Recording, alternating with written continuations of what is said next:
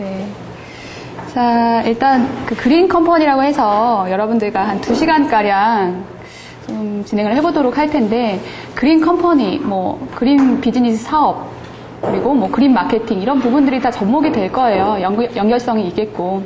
근데 이 부분에 대해서 우리가 앞으로 향후 비즈니스를 어떻게 찾아 나가야 되느냐에 대한 방향성과 향후 비즈니스는 어떤 게 전망이 있을 거고 친환경과 접목해서 어떤 부분들이 발전 가능성이 있겠는가, 이런 부분에 대한 기회를 찾고자 여러분들 오신 거죠. 일단 오늘은 시간이 딱 2시간이고 제가 이거를 항상 연강으로 해서 뭐 비즈니스 키워드 뭐 해가지고 1회차 때는 그렇게 진행을 했었고 2회차 때는 뭐 그린 비즈니스, 3회차 때는 뭐 온라인 뭐 이렇게 해가지고 계속 연강의로 진행을 하고 있어요. 근데 사실상 이 그린 비즈니스가 화두이긴 화두인 것 같아요. 사람들이 그냥 첫째 회차보다는 훨씬 더 많은 분들이 신청을 하셨고, 일단 뭐 다음에도 계속 두고 봐야 될 부분이긴 하겠지만 많은 관심이 있는 것 같습니다. 예. 일단 진행을 하기 전에 제가 먼저 성함부터 여쭤보고 진행을 해볼게요. 저는 비지스킬이라는 사이트를 운영을 하고 있고요. 저는 비즈니스 실무 교육을 담당하고 있는 그 교육자입니다. 근데 이제 저 역시도 이 그린 비즈니스에 굉장히 관심이 많은데 왜 많냐? 저는 이제 미래 비즈니스 사업 아이템에 굉장히 관심이 많아서 공부도 많이 하고 있고, 또 이제 많이 강의도 저도 대려 강의를 하지만 강의를 많이 듣고 있는 편이죠. 관심이 많으니까. 근데 이 친환경이라고 하는 화두를 가지고서 이 부분을 관여시키지 않고 연관시키지 않고 가져가기에는 굉장히 미래 부분이 친환경과 너무 밀접해요. 여러분들도 여러분 사업에서 친환경이라고 하는 그런 부분들이 굉장히 중요하고, 요즘에 또 한참 폭설이 내렸죠. 폭설이 내리다 보니까 그 원인이 지구온난화 때문이다. 왜 지구온난화 때문일까요? 혹시 아시는 분?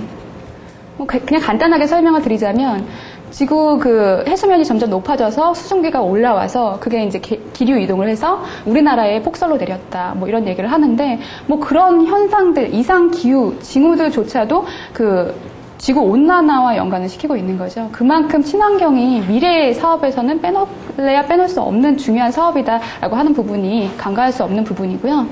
일단 이 부분에 대해서 좀 말씀을 드리도록 하겠습니다.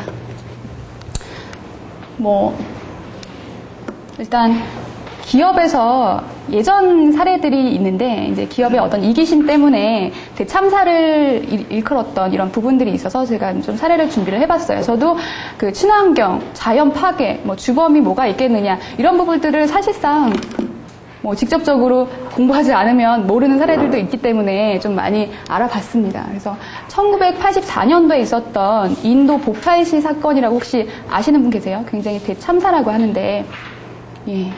그 유니언 카파이드사에서 그 살충제를 다루는 회사죠. 거기에서 유독가스가 방출이 돼서 뭐 가축 10여만 마리가 도살을 당했고, 사람들이 죽어나갔고, 기형아가 출산이 되었고, 대형 참사죠, 한마디로. 이런 거에 대한 심각성. 그러니까 기업들이 이윤만 추구해서, 약간 기업들도 이걸 알고서 진행하진 못했겠지만, 지금 뭐 우리 낙동강 뒤에서도 보시겠지만, 뭐 페놀 사건도 마찬가지로 우리가 예측하지 못했지만 어떤 기업의 잘못된 실수나 어떤 준비되지 않은 현상으로 인해서 이렇게 대참사가 일어날 수 있다라는 거. 우리는 그래서 지구의 번영과 공존 생존을 위해서 우리가 이런 친환경 부분을 꼭 간과해서는 안 된다라는 부분에 대한 명시를 하고 있는 거죠. 뭐 이렇게 쭉 보시면 되겠습니다. 그리고 네슬레 저어질 분유 사건이라고 혹시 그 파동이 있었던 그 내용을 아시나요? 혹시 아시는 분? 간단하게 예전에 제 강의를 들으셔서 아시나요? 예.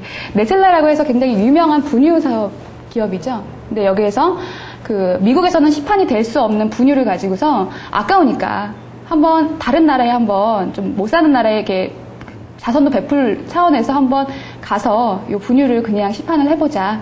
아프리카로 날아갔다라고 합니다. 아프리카의 주민들은 워낙에 못 먹고 못 살고 이렇게 환경 수질오염이 되어 있는 상태이기 때문에 이 분유를 가지고서 공짜로 준다라고 하니까 안 받아들일 애기 엄마들은 없었다라는 거죠. 그죠? 그래서 특히나 이 네슬레에서는 홍보를 한 차원이 분유를 먹이면 모유를 먹이는 것보다 훨씬 더 튼튼하게 잘 자랄 수 있다라는 그런 부분을 강조했죠.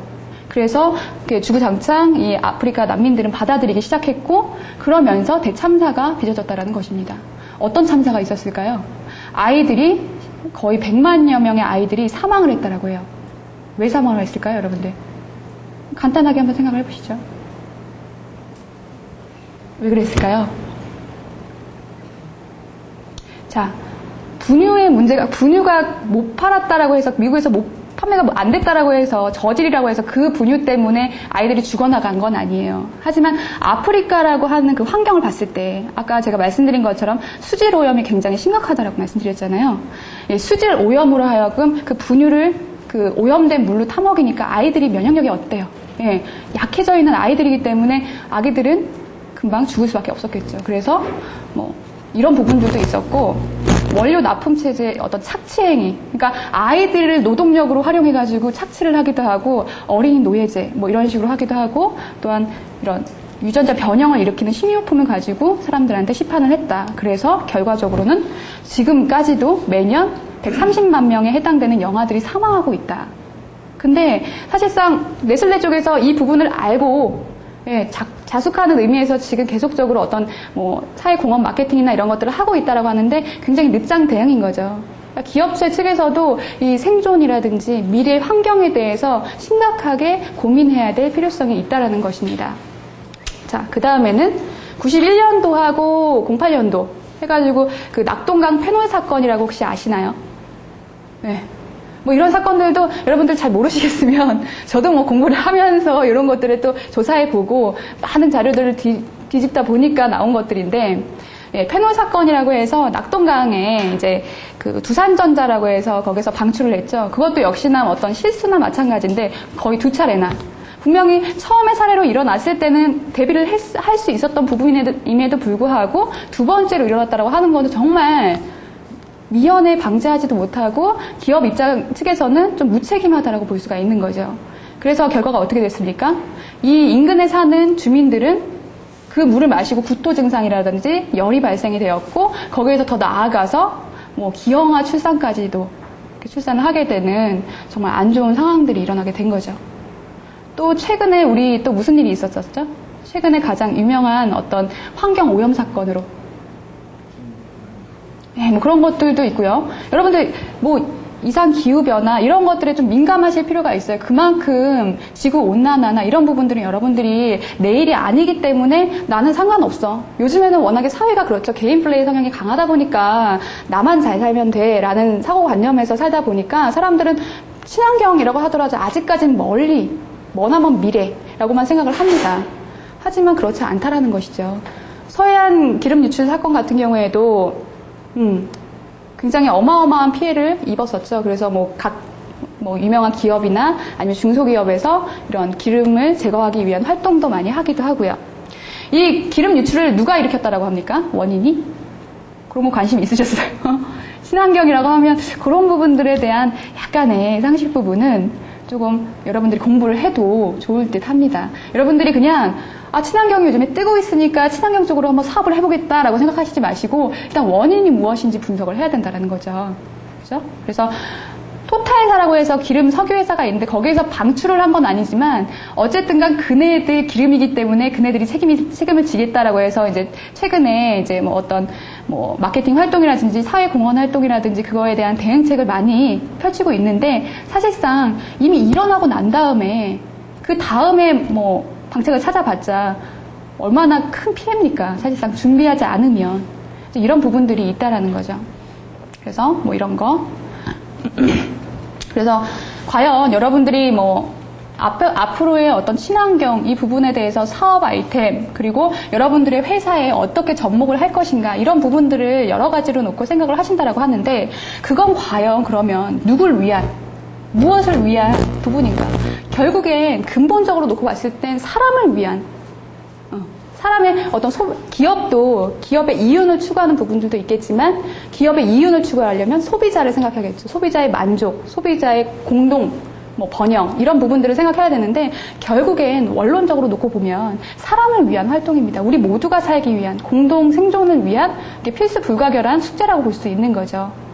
이런 부분들을 꼭 이렇게 암담하게 보실 필요는 없으세요. 하지만 여러분들이 그만큼 깨달으시라고 중요한 부분이니만큼 깨달으시라고 말씀을 드리는 거고요. 그렇다면 이런 부분들이 정말 재앙으로 다가올 것인가 아니면 그냥 속수무책 방치하고만 있다라고 한다면 지금과 같은 상황으로 계속 전이가 되고 한다라고 하면 우리한테는 재앙입니다. 막을 수 없는 재앙이겠죠. 국민 한 사람이 노력해봤자 대다수가 노력을 하고 있지 않는데 한 사람만 노력해서 될까요? 안 되는 거죠. 재앙이기도 하고 다 같이 움직인다면 이거는 막을 수 있는 기회이기도 합니다. 그죠? 그래서 여러분들이 피해 갈 것인가 아니면 이 기회를 가지고서 타고 갈 것인가. 피해 가려고 오신 건 아니시잖아요. 그죠? 예. 타고 가려고 오신 거죠. 예. 그래서 제가 오늘 목차를 좀 준비를 해봤습니다. 어떻게 진행을 할 거냐면 그린 비즈니스, 그린 마케팅 여러분들 용어는 많이 들어보셨을 거예요. 그래서 무슨 마케팅 수단인지 이런 부분에 대한 정의는 간단하게 제가 설명을 드리겠습니다. 두 번째로는 왜 그린 마케팅이 필요한가? 앞에서도 기업의 어떤 이기심 때문에 일어났던 재참사에 대해서 제가 말씀을 드렸는데 이 부분보다도 좀 더 정부적인 차원 그리고 세계 관심도적인 차원 그리고 소비자의 어떤 자각적인 차원에서 바라봤을 때 왜 친환경, 이 그린 비즈니스가 뜨고 왜 필요한지에 대해서 여러분들께 필요성에 대한 설명을 드릴 거고요. 세 번째로 무엇이 그린 비즈니스를 만드는가? 무엇이 만들까? 이 원동력에 대해서 좀 설명을 드리고요. 사례를 좀 풀어드릴 거예요. 이 사례를 통해서 여러분들은 각각의 어떤 사업 분야가 있으실 거예요. 여러분들은 어떤 제품을 가지고서 출시하는 사업도 있을 거고 서비스 사업도 있을 거고 아니면 여러 가지 사업들이 있을 텐데 제가 여러분들의 사업을 가지고서 친환경과 같이 접목을 해서 가려면 이렇게 하십시오 하나하나 말씀드리진 못할 겁니다. 하지만 비슷한 사례가 있다라고 한다면 거기에서 캐치를 하시거나 감을 얻으셔서 여러분들의 비즈니스로 꼭 만들어 보시길 바래요. 그리고 다섯 번째로 회사에서 그러니까 아무래도 이 부분이 사실상 실질적인 부분이라고 할 수가 있겠는데 바로바로 실천할 수 있는 그린 마케팅 아이템 이 부분에 대해서 좀 설명을 드리고요. 마지막으로는 시사 부분 해서 이렇게 마무리하도록 하겠습니다. 일단 그린 비즈니스란 무엇인가에 대해서 여러분들이 궁금하게 생각을 하셔야겠죠. 제가 원래는 안 여쭤보려고 했는데요. 네, 그냥 부담 없이 여러분들 그린 마케팅, 그린 비즈니스 그 어느 때보다도 좀 열의가 좋아서 찾아오신 분들이신 것 같으니까 간단하게 한번 여쭤볼게요. 우리 조남수님 그린 마케팅, 그린 비즈니스 뭐라고 생각하시나요? 그냥 이건 뭐다? 그린 비즈니스라는 것을 지금 어떠한 이득으로 생각해야 될 것인지 네. 사업가 입장에서는 어떠한 저걸 수익으로 그린 마케팅을 어떻게 그린 비즈니스라는 걸 저기 어떻게 보면 사실은 세계 어떤 공동체적인 상황으로 보면 네. 어떤 환경이나 전반적인 좀 세계적인 차원으로 이렇게 가야 되는데 사실은 저희들 개인으로서는 어떤 그린 비즈니스라는 차원을 어떤 수익이라는 차원하고 내려고 할까? 얼굴이 빨개지네요. 예, 그렇죠. 그래서 원론적인 생각을 놓고 보자면 환경 보전을 하자라는 그러니까 나무를 한 그루 더 심음으로써 우리가 그린 정말 생태계를 보전할 수 있는 어떤 모든 활동에 대한 사업이 그린 비즈니스라고 좋은 말씀 해주셨어요. 예, 생각할 수가 있겠는데 그것을 약간 이윤적으로 생각을 하는 입장이 기업에서 이윤적으로 추구하는 입장이 그게 바로 그린 마케팅이다라고 하면 되시는 거예요. 그래서 제가 그냥 현상수배 그린 마케팅을 찾아라 라고 해서 이렇게 간단하게 좀 재미있게 풀어봤는데 예, 코에 붙이면 코걸이, 귀에 붙이면 귀걸이 이렇게 될 정도로 여러분들은 친환경을 활용해서 어떤 기술력이라든지 여러분들의 제품이라든지 이미지 혹은 어떤 재활용 리사이클링이라는 관점에서 다양하게 해석을 할 수도 있겠고 활용을 할 수가 있겠어요. 이제 그런 부분들 때문에 귀에 붙이면 귀걸이, 코에 붙이면 코걸이다. 그만큼 다양하게 우리가 접목시킬 수 있는 비즈니스 마케팅 수단이 될 수가 있다라고 말씀을 드립니다. 그리고 같은 비슷한 말로 쓰이는 것들이 뭐가 있어요? 에코 마케팅, 친환경 마케팅, 탄소 마케팅, 또 뭐가 있죠? 녹색, 여러 가지가 있죠? 그죠?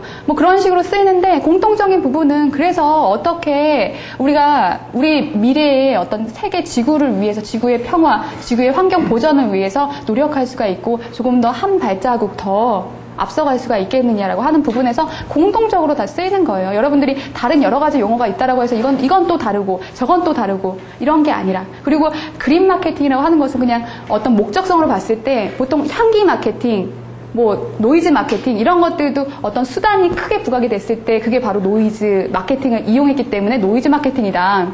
소음을 이용했기 때문에 소음 마케팅이다. 마케팅, 그린 마케팅도 그린이라는 수단을 이용했기 때문에 그린 마케팅이라는 것이에요. 그러니까 어렵게 생각하실 필요가 없다라는 거죠. 그래서 이 사전적인 용어를 좀 그 뜻을 살펴보자면 이런 뜻이라고 하죠. 공해나 개발 등으로 이뤄가고 있는 녹지를 되살리려고 하는 사업이다. 간단하게 생각을 해보세요, 그냥. 여러분들 환경 보전을 위한 사업의 일환이다 라고 보시면 되겠고, 그럼 그린 마케팅은 아까 말씀드렸던 것처럼 인간의 삶의 질을 높이려고 하는 기업의 약간 이윤 추구 활동과 사회의 어떤 이미지적인 부분에서 재고 활동이다 라고 볼 수가 있겠습니다. 네, 뭐 그냥 간단하게, 그러니까 환경 보전을 위해서 사람들이 어떤 공동적인 뭐 단체적인 활동이라든지 이런 부분들을 하는데, 이거를 기업이 적용함으로써 어떤 이윤 추구도 할 수 있고 사회적으로 기여 활동도 할 수 있고, 그럼으로써 소비자한테 좋은 신뢰도나 이런 부분들도 얻을 수 있고. 왜냐하면 이거는 개개인이 앞에서도 말씀드렸지만 개인의 이기심대로 이윤만 추구했다라고 한다면 손가락질 받을 업체죠. 하지만 공동의 생존 번영을 위해서 소셜이라고 하는 것들도 사회에 얼마나 환원하고 기여하는 것인가라는 차원에서 소비자한테 신뢰를 얻을 수가 있는 거죠.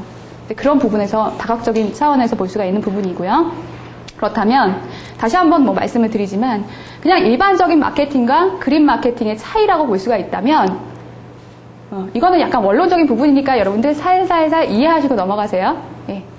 소비자의 호응과 기업의 이익과 경제적인 균형을 추구하기 위해서 우리가 마케팅을 하는 거예요. 사실상 돈 벌기 위해서 마케팅을 한다라고 보시면 돼요. 근데 그린 마케팅은 하나가 더 있죠. 거기 위에 하나가 더 얹혀지는 거죠. 기업에서 하는 활동이라고 봤을 때 뭘까요? 자연 생태계 보전, 똑같이 소비자의 호응과 기업의 이익과 약간 더 플러스가 된 사회적, 생태학적인 부분에서 균형을 추구하기 위해서이다 라고 볼 수가 있겠고, 이것을 약간 도식화적인 부분에서 우리 보통 보면 기업이 마케팅할 때 뭐 분석 툴을 놓고 보자면 3C 관점으로 본다라고 하잖아요. 컴퍼니, 컴페티터스, 커스터머 세 가지 관점으로 본다라고 하는데, 사회와 소비자와 경쟁사를 보고서 어떤 마케팅 전략을 짜서 그들한테 행해지는 행위가 마케팅이라고 볼 수가 있겠어요. 근데 이 그린 마케팅이라고 하는 것은 기업과 환경만을 이렇게 고리를 매듭 지어서 생각을 해보면 그 안에는 기본적으로 이런 모든 것들이 다 포함이 되어 있다는 거죠. 그러니까 기본 목적, 가장 중요한 부분은 기업이 환경을 위해서 얼마만큼 공헌을 하고 그만큼 어떤 이미지를 형성을 하느냐, 이런 부분에서 그 차이가 있다고 보시면 됩니다. 보통 마케팅에다가 플러스가 된 그린이라고 하는 부분들이 더 플러스가 됐다고 보시면 돼요. 그냥 간단하게. 제가 너무 빨리 가나요? 빨리 간다라고 하면 손을 들어주세요. 그죠? 예, 뭐, 굳이 여러분들 그냥 마케팅, 그린 마케팅 이렇게 네이버에서 찾아보시더라도 약간 여러분들이 열의가 있으시다면, 그린 마케팅에 대한 관심이 있으시다면 찾아보시면 쉽게 나오는 용어들입니다. 용어 풀이들입니다. 그래서 두 번째로는 왜 그린 마케팅이 필요한가에 대한 관점을 보시겠는데, 우리 기업은 왜, 그리고 어떠한 그린화를 추구해야 하느냐라는 부분에서 여러분들이 그냥 간단하게 생각을 해보면, 여러분들 그린 비즈니스 그냥 요즘에 한창 뜨고 있으니까, 그리고 사람들이 중요하다 외치고 있고 정책적으로나 세계 여러 나라의 기업에서 추구하고 있는 활동이니까 라고 생각해서 그냥 무작정 따라가기보다는 왜 필요한지에 대한 전반적인 어떤 시사점이나 이런 부분에 대해서 정확히 알고 가자고요. 그래서 여러분들 최근에 러시아 지방 같은 경우에는 눈이 내리지 않는 나라라죠. 근데 눈이 내렸다라고 하고, 최근에 우리 100년 만에 올까 말까한 폭설이 내리고 있고, 그리고 뭐 또 중국에 지금 뭐 황사 현상이라든지 사막화 이 부분들이 가시화되고 있고, 이런 이상 징후들이 나타난다라는 게 다 지구 온난화라고 하는 그 부분 때문에 원인이라고 우리가 추론을 하고 있어요. 정확한 원인이나 이런 왜 이게 생겨났는지 이런 것들은 모르겠지만, 사실상 가장 큰 영향력을 얻고 있다는 게 지구온난화라고 볼 수가 있는 거죠. 환경 파괴. 환경 파괴의 주범은 보통 가장 크게 영향력을 미치는 게 자동차. 1인 보통 하나의 자동차를 갖고 있듯이 그 안에서 배출되는 탄소가스, 이런 부분들, 그리고 에너지를 계속 뭔가 제품을 만들고 출시를 하면서 생겨나는 탄소, 에너지를 이렇게 쓰게 되면 그만큼 발생하는 탄소 부분 때문에 지구 온난화가 가속화되고 있다고 합니다. 그렇게 되면 결국엔 해수면이 점점 높아져서 이렇게 자유의 여신상이 가라앉기도 하고요. 우리는 이런 사회에서 살 수도 있다라고 하는 예상을 또 해봅니다. 누구도 알 수 없는 거죠. 이런 비극적인 상황까지 나타날 수 있다라는 거죠. 그냥 여러분들 뜬구름 잡는 말처럼 보이실 수 있을진 모르나 여러분들이 느끼시지 못하는 그 과정 속에 해수면의 깊이가 점점 높아지고 있어요. 최근에 거의 3cm라고 하나요? 예, 높아지고 있다라고 하죠. 우리가 이렇게 체감할 수 없는 남극의 어떤 해수면 높이인데도 불구하고 이상징후들이 자꾸 나타나고 있는 거고, 그리고 우리가 모르는 어떤 세계 여러 나라 곳곳에서 우리가 지금 현재 뭐 폭설이 내렸다, 무슨 이상 기후 변화가 있었다, 대전에 아니면 복숭아 이렇게 참외 이런 것들을 경기 지방에서도 재배할 수 있다더라. 이런 이상 기후 변화를 여러분들도 느끼시는 것처럼 세계 여러 나라 곳곳에 여러분들이 모르시는 또 이상 기후 변화들이 있을 거라는 거죠. 그래서 보시면 빨간색 점점점들과 파란색 점, 예, 지구 온난화가 이렇게 심각하다라고 하는 그런 부분들을 제가 찾아봤고요. 그리고 중국의 어떤 사막화 현상, 이 부분도 간과할 수 없는 부분이고, 우리나라의 사례를 놓고 보자면 우리나라는 이런 현상들이 일어나고 있다라고 하죠. 그리고 복숭아나 포도 이런 것들은 우리 내륙 지방에서 재배할 수 있었던 부분인데 경기 지방까지도 점점 올라오면서 재배할 수 있는 상황이 되었다. 이런 것들도 어찌 보면은 그래 더 재배할 수 있는 기후 조건이나 이런 게 생겨서 좋다라고 생각할 수도 있겠지만, 가만히 놓고 생각해 보면 지구 온난화라는 게 굉장히 심각해지고 있구나라는 관점에서 볼 수도 있겠죠. 그리고 우리가 네이버상에 기상 이상 징후 이런 식으로 한번 쳐보시면 다양한 어떤 사례들이나 어떤 현상들을 보실 수가 있으세요. 그러면서 여러분들이 조금 간과했던 요즘에 얼마나 차이가 있겠어, 나는 하루 매일매일 샀는데도 불구하고 큰 변화를 못 느끼겠더라 라고 왜냐면은 하루 바뀌고 속속들이 새로운 일들이, 사건들이 일어나는 건 아니죠. 그냥 똑같은 삶인데 거기서 천천히 일어나고 있기 때문에 우리가 다만 자각을 못하는 것이죠. 이런 징후들이 일어나고 있다고 하는데, 그래서 한반도에도 온난화는 이미 시작되었다라고 할 수가 있겠죠. 자, 온도가 조금씩 올라가면 어떤 변화들, 어떤 재앙들을 겪을 수가 있을까요? 여러분들, 2도씨가 올라가게 되면 전나무하고 소나무라는 그 식물들, 나무들을 볼 수가 없다라고 하고요. 3도씨가, 그러니까 우리한테는 정말 간소한 차이라고 생각하실지도 모르겠지만 전국적으로 우리나라 한반도를 놓고 봤을 때는 어마어마한 피해를 준다라고 합니다. 자, 홍수가 빈발해서 거의 58조 원에 이르는 정말 정부 재산들이 피해를 입는 거고요. 그리고 강수량이 16% 증가를 하게 되면, 그러니까 4도씨 올라가게 되면 아열대 기후가 나타날 것이다. 그리고 5도씨가 올라가게 되면 우리 이제 먹는 거, 식생활 부분에도 큰 타격을 얻을 것이다. 우리는 주식이 쌀이지 않습니까? 거기에서 20%가 감소한다고 하면 어마어마하게 우리 생존과도 또 직결이 될 수 있는 부분이겠죠. 쌀값이 비싸지면은 그만큼 또 소비가 하게 되고, 쌀은 주식이기 때문에 우리가 안 먹을 수도 없고 정말 생존을 위해서 투철하게 쌓아야 된다는 것입니다. 마지막으로 6도가 올라갔을 경우에는 진해에서 한창 흐드러지게 볼 수 있는 봄꽃 축제를 볼 수가 없다라는 것이죠. 이런 현상들이 나타나고 있다라고 하고, 리스크 매니지먼트라고 해가지고 이렇게 온도 변화라든지 기후 변화나 이런 것들이 일어나게 되면 정부적으로 리스크 관리를 하기는 해요. 근데 사실상 이런 변화를 직접적으로 겪어보지 못한 입장에서는 이 리스크에 전반적으로 다 대응을 할 수가 없다라는 거예요. 한마디로 우리 신종플루 같은 경우에도 예측을 못하고 있었던 부분도 있었겠지만 그 전에 징후에 대해서 누구든 판단을 했었어요. 이런 사태가 일어날 것이다. 근데 그 부분도 역시나 일어나고 난 다음에도 속수무책, 정부 쪽에서도 약간 나몰라라 하는 대응들, 약간 부주의한 그런 부분들, 이런 부분들 때문에 우리가 리스크 매니지먼트 관리를 하고 있다라고 하더라도 사실상 뭔가 이렇게 다 이렇게 완비해놓고 대응을 하기에는 어렵다라는 것이에요.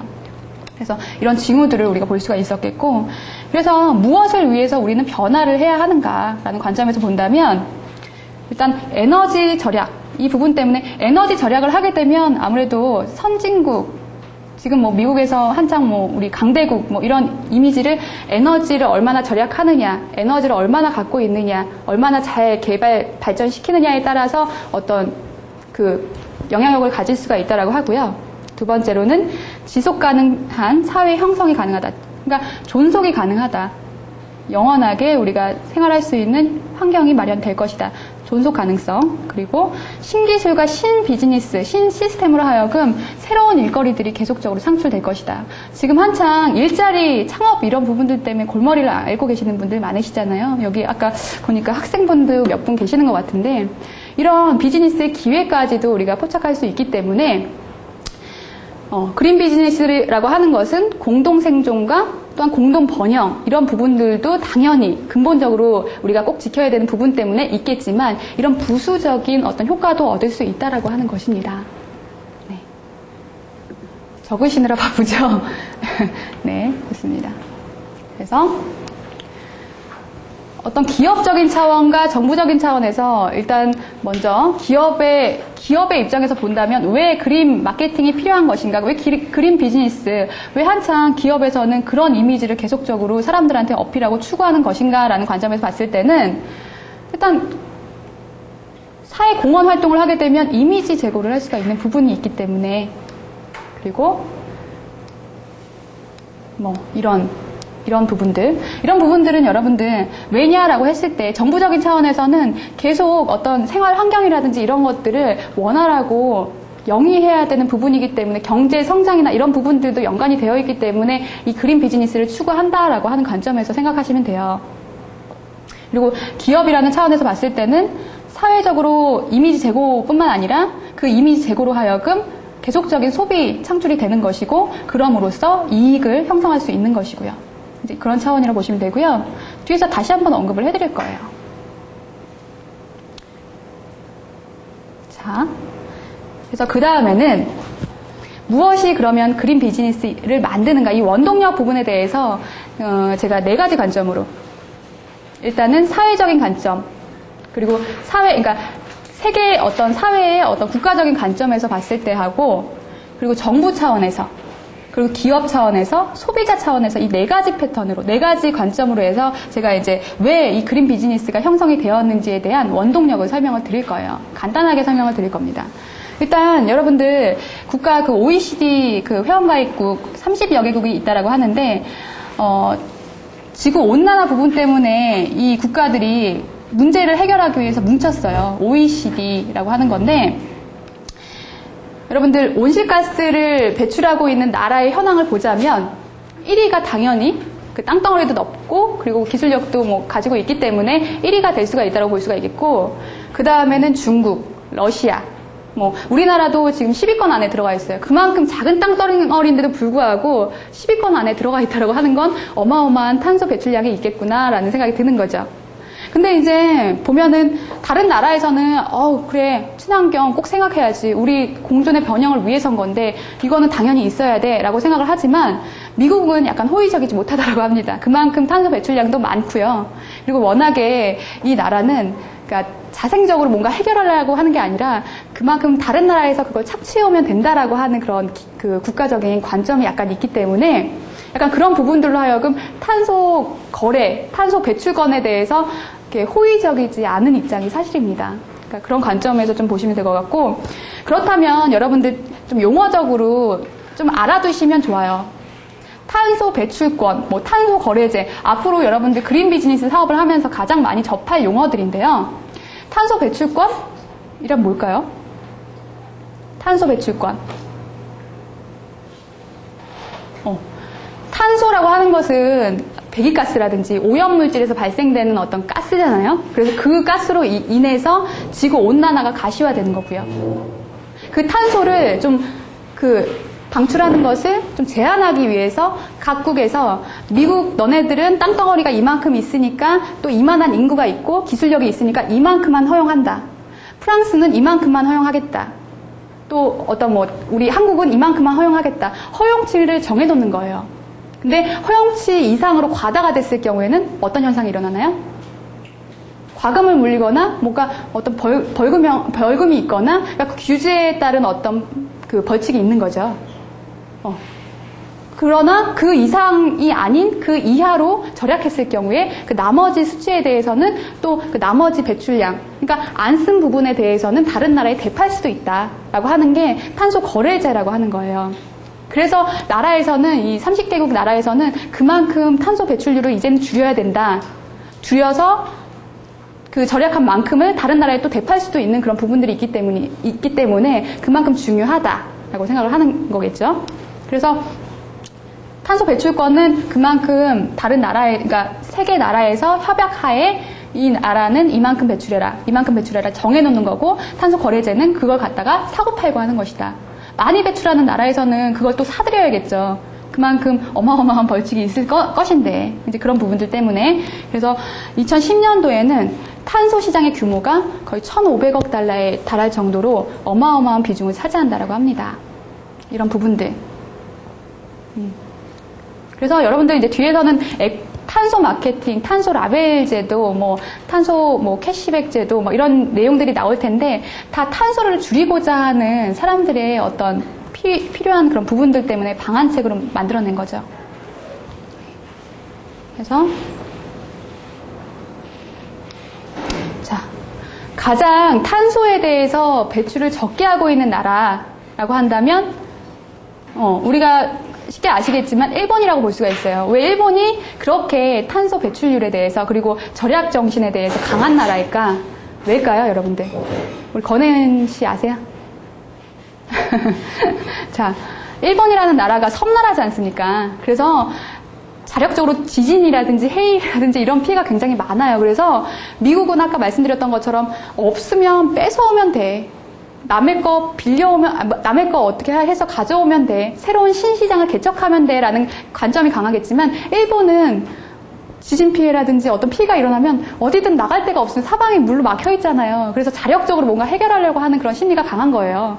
그래서 탄소 배출 같은 경우에도 절약을 해보자. 이런 차원에서 똘똘 뭉칠 수 있는 게 가능한 나라기 때문에 탄소 부분에서도 배출 부분이 절약 정신이 1위다라고 볼 수가 있겠습니다. 그래서 이들의 목표치를 볼 수가 있는데 가장 높아요. 이렇게 볼 수가 있는데, 그만큼 사람들이 이제 각 나라에서 이 탄소 배출 부분에 대해서 목표를 잡아서 이렇게 시행을 해야 된다라는 목표치를 갖고 있는 거죠.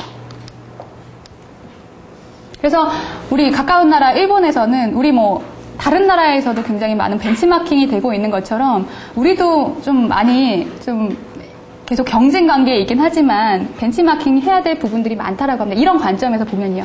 자, 정부적인 차원에서는 후쿠다 비전이라고 하는 것과 에코 포인트제라는 걸 실행을 합니다. 후쿠다 비전이라고 하는 것은 2050년까지 지금 탄소를 배출하고 있는 양의 80%를 절약하겠다. 라고 하는 정부 정책, 비전인 거예요.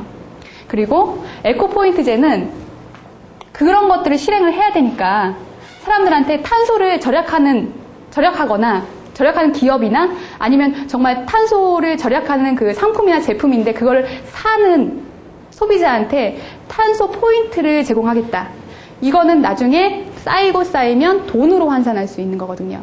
그래서 이렇게 정부적으로 시행을 하고 있고요. 그리고 기업 차원에서는 우리 일본 하면 뭐가 제일 유명해요? 이 친환경적인 부분으로. 뭐가 제일 눈에 가시화되고 있나? 우리나라에서도 한창 선보이고 있는 가장 먼저 시도를 했던 사업. 하이브리드. 그죠? 전기 자동차. 이런 것들. 굉장히 기술력이 발달되어 있잖아요. 그런 것도 그렇고, 지금 솔라베어라고 해서 소니 솔라베어라고 해서 이 캐릭터화된 이 제품, 눈물을 흘리고 있는 솔라베어라고 해서 이 제품이 판매가 되면 그 판매가 된 수익금으로 또 다른 솔라 시스템을, 우리 보통 보면 아파트에서도 이 솔라 시스템 적용해가지고 태양열 받아서 전기를 만들기도 하고 대체 에너지가 자꾸 나오고 있잖아요. 이제 그런 시스템을 구축하겠다, 계속적으로. 소니에서, 이 기업 차원에서.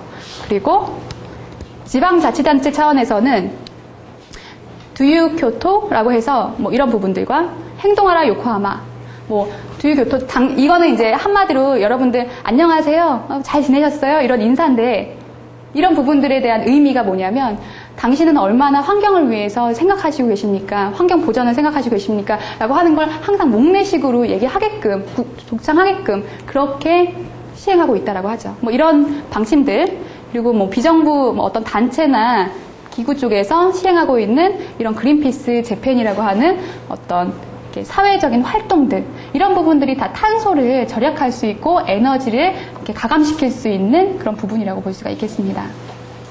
그래서 일본에서는 이런 다각적인 노력을 해요. 그래서 가능할 수 있을지도 몰라요. 우리가 뭐 그들이 후쿠다 비전이라고 해가지고 뭐 80% 이상을 이렇게 절약하겠다라고 하는데, 그런 부분들이 이런 정책이고 이런 어떤 시행 방침이 있다라고 하면 가능할 수도 있다라는 거죠.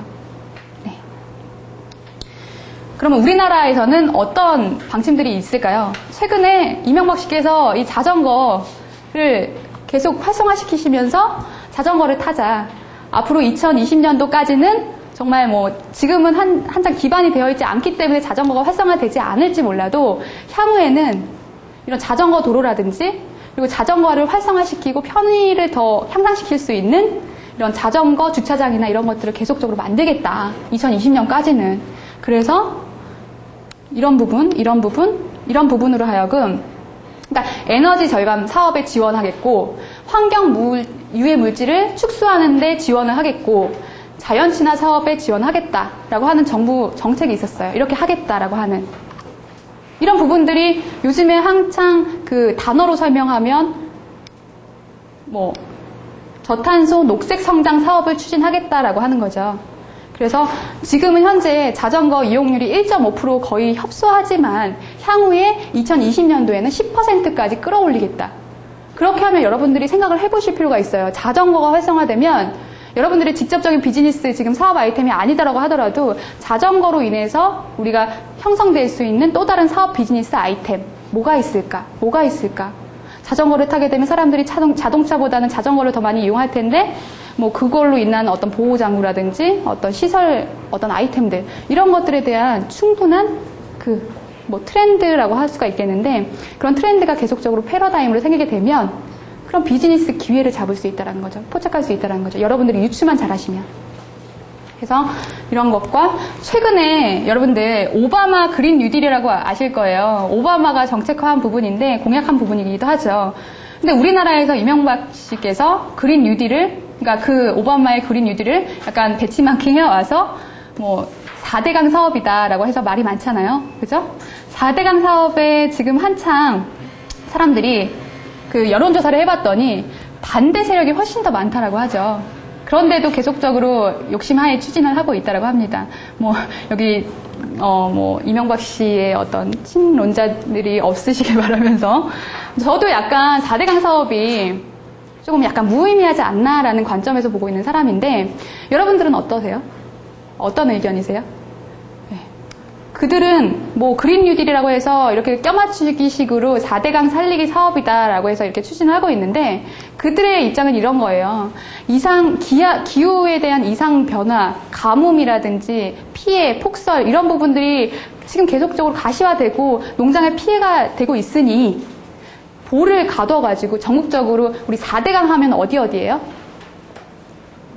영산강, 금강, 낙동강, 한강, 이런 부분들 하셔야죠. 그죠? 이런 4대강 사업이라고 해서 한창 되게 사람들한테 유명한데, 그래서 거기 이제 그 한강이나 이런 강에다가 16개의 볼을 만들어서 그 물을 가둔다라고 하죠. 가두게 되면 여러분들 어떤 현상이 일어나나요?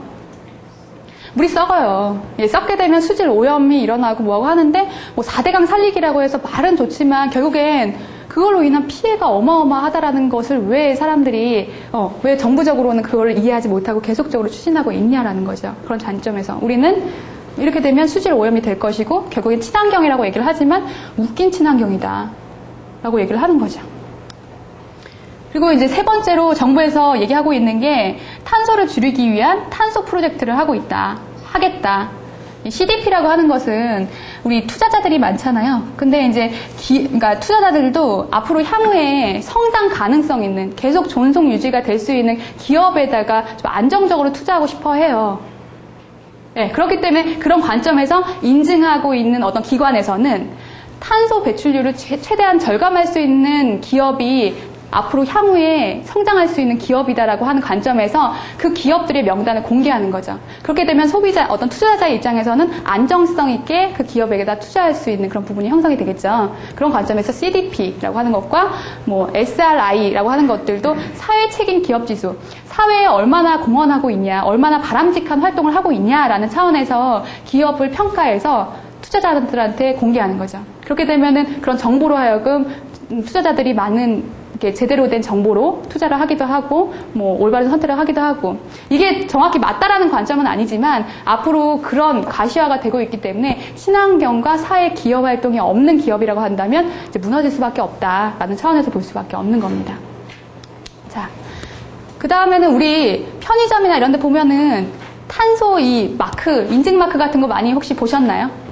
네, 지금 한창 뭐 햇반이라든지 뭐라든지 해가지고 지금 친환경 마크 같은 것들이 붙어 있는데 아직까지는 사람들이 그거를 직접적으로 이게 이거구나라고 생각을 하지 못해요. 근데 이제 이게 가시화된다라고 하면 그걸 보고 그리고 포인트제라고 해서 이제 뒤에서 말씀드리겠지만 탄소를 줄이는 이 제품에 대해서 이 탄소 그 라벨링을 부착하게 되면 그 제품을 사게 되면 내가 캐시백, OK 캐시백처럼 쌓이는 포인트가 있어요. 그 쌓이는 포인트가 현실화된다라고 하면 이 부분을 눈여겨볼 수밖에 없겠죠. 이 인증 마크를 볼 수밖에 없겠죠. 왜냐하면 포인트가 쌓이기 때문에 그만큼 내가 이걸 사게 되면 포인트가 쌓여서 돈으로 환산이 되기 때문에. 그죠? 그래서 사람들은 결국엔 탄소 포인트, 아까 말씀드렸던 것처럼 가산점이 붙게 되면 뭐 캐시백으로나 아니면 탄소 가산점으로 인해서 베네핏을 얻을 수 있다는 거예요. 그만큼 돈으로 환산이 되거나 아니면은 뭐 전기료라든지 이런 것들에 대한 절감이 되거나 그런 부분들로 인해서 사람들한테 홍보가 되고 절감이 된다라고 하면 소비자들은 친환경이 아닌 제품을 선택하라고 했을 때 친환경 제품을 선택할 수밖에 없겠죠. 그런 부분들이 가시화될 거라는 거죠. 그리고 기업의 차원에서는요, 여러분들 그린 컴퍼니 이 맥킨지라고 하는 유명한 그 해외 이제 그 마케팅 기업이 있는데 그 기업에서는 아무리 질 좋은 제품을 생산하더라도 소비자들에게 환경오염을 일으키는 기업으로 낙인찍히면 도태되기 마련이다라고 얘기를 했습니다. 이거는 우리가 어찌할 수 없는 사실인 거다라고 얘기를 하면서 그럼 기업에서 왜 친환경을 추진해야 되는지 말씀을 드리자면 아까 간단하게 표시가 되셨을 거예요. 환경 파괴자의 지금까지는 어찌 보면은 어떤 기술 개발과 낭비와 이런 부분들로 인해서 환경 파괴자의 입장이었다고 한다면 이제는 환경 보호자의 입장으로서 입지가 구축이 돼야겠죠. 그리고 환경도 보호하고 장사도 하고 결국엔 이익 창출을 위해서 기업이라고 하는 집단은요 이윤이 발생이 안 되면 다 파산되고 무산되기 마련입니다. 이윤이 뭔가 근간이 돼야겠죠. 그러면서 친환경도 하고 사람들한테 이미지 제고도 하고 그래서 소비자의 신뢰와 호감도 이미지 제고를 할 수가 있다라고 하는 부분이고요. 그렇죠? 우리 그 다음에는 이제 기업에서 한창 스마트 그리드라고 해서 여러분들 스마트 그리드라고 하면 어떤 내용인지 제가 동영상을 준비해 봤어요. 함께 보시도록 하죠.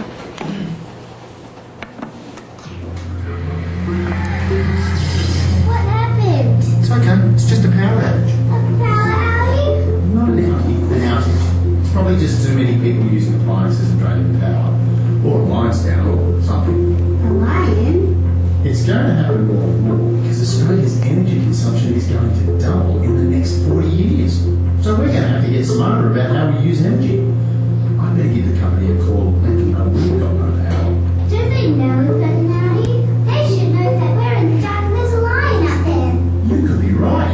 If there were sensors on the power grid, then the power company would know exactly what was happening and could automatically divert the power around the breaking the line.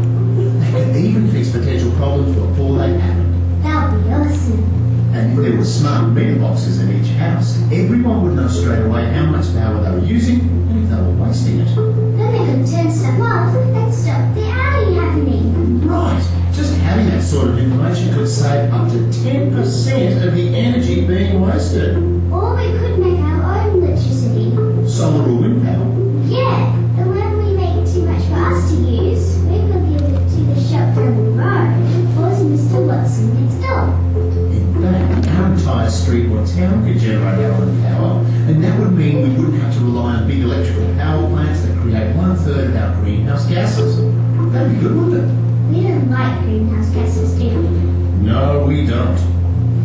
Dad, Yes, sir.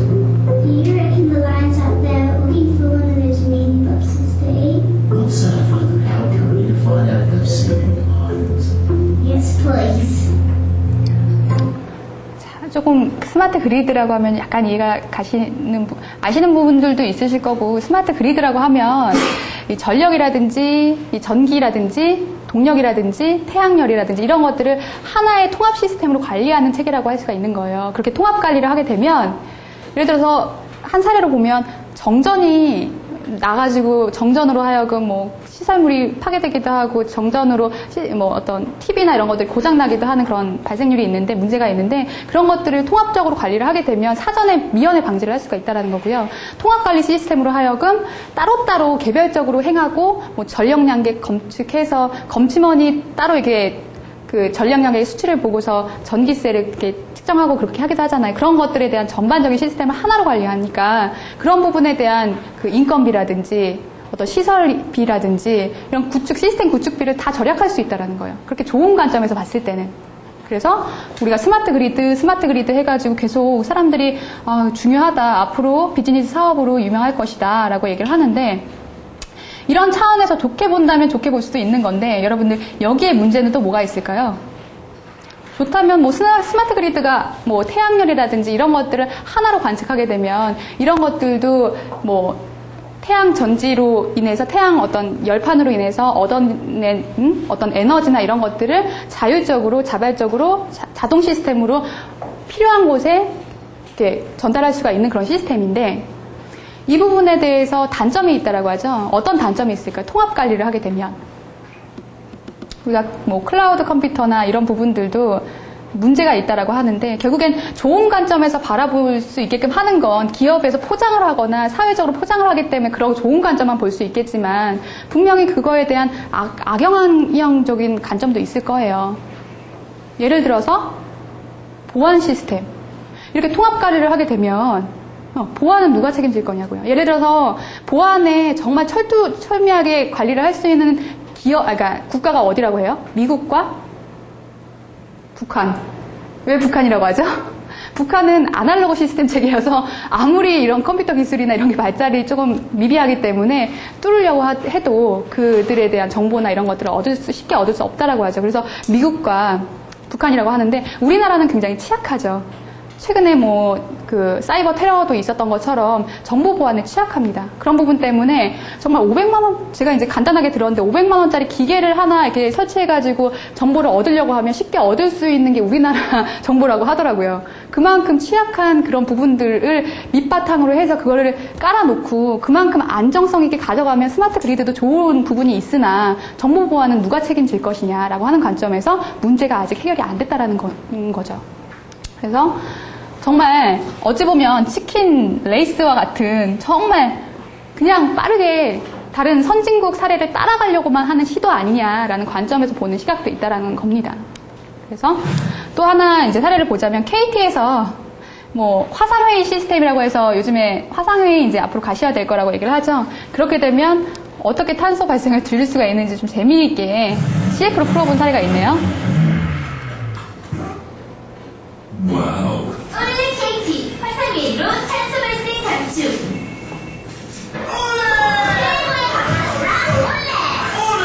올레! 네. 아시겠어요? 예. 이동교통 수단으로 해가지고 사람들이 커뮤니케이션 하거나 사업, 영업을 할 때는 항상 직접적으로 만나서 1대1로 이렇게 얘기를 해야 되잖아요. 그렇게 되면 이동교통 수단으로 자동차를 타게 되면 자동차로 인한 탄소 배출로 인해서 환경이 오염되는데 화상회의 시스템을 통하면 사람들이 직접적으로 왔다 갔다 할 일이 없어지니까 그만큼 탄소 배출을 줄일 수가 있다라고 하는 관점에서 이렇게 CF를 만들었어요. 사실일 수도 있겠죠. 그래서 이런 기업체의 어떤 그런 운영적인 면에 이런 활동 차원에서 볼 수가 있겠고, 마지막으로 네 번째 개인의 차원에서 이것도 동영상으로 준비를 해봤는데, 여러분들 소비자의 입장에서 지금 친환경에 대한 부분을 어떻게 생각을 하고 있는지, 그들이 어떤 지향점을 찾고 있는지, 앞으로 가시화가 되면 그들이 어떤 식으로 움직일 것인지 동영상 함께 보시죠. 로하스라고 합니다. 로하스는 웰빙에서 한 차원 고차원으로 넘어간 그 우리 욕구라고 볼 수가 있겠죠. You see them in our streets and shopping malls all across America, hauling all our goods and groceries. According to the Wall Street Journal, 이 비닐봉투의 오염도 심각하다라고 합니다. 한 번 쓰고 버리는 거기 때문에. And it takes an estimated 12 million barrels of oil to make them. Most bags are made of high-density polyethylene. They wind up in our landfills and take almost 1,000 years to biodegrade. Not a pretty picture. Can we live without our little plastic carryalls? Absolutely. You can fashion your own bag from vintage fabric or recycled material. Or you can choose from a wide array of readily available options. More and more stores and designers are offering reusable shopping bags in all shapes, sizes, and styles. Some are made from sustainable resources, like jute. Others are created from certified organic cotton or silk. Here are just a few of the eco-friendly options available today.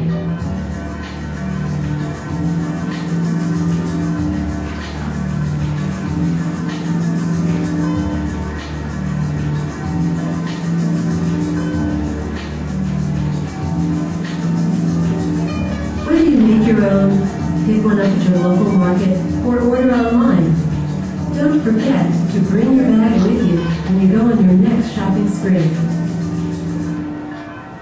예.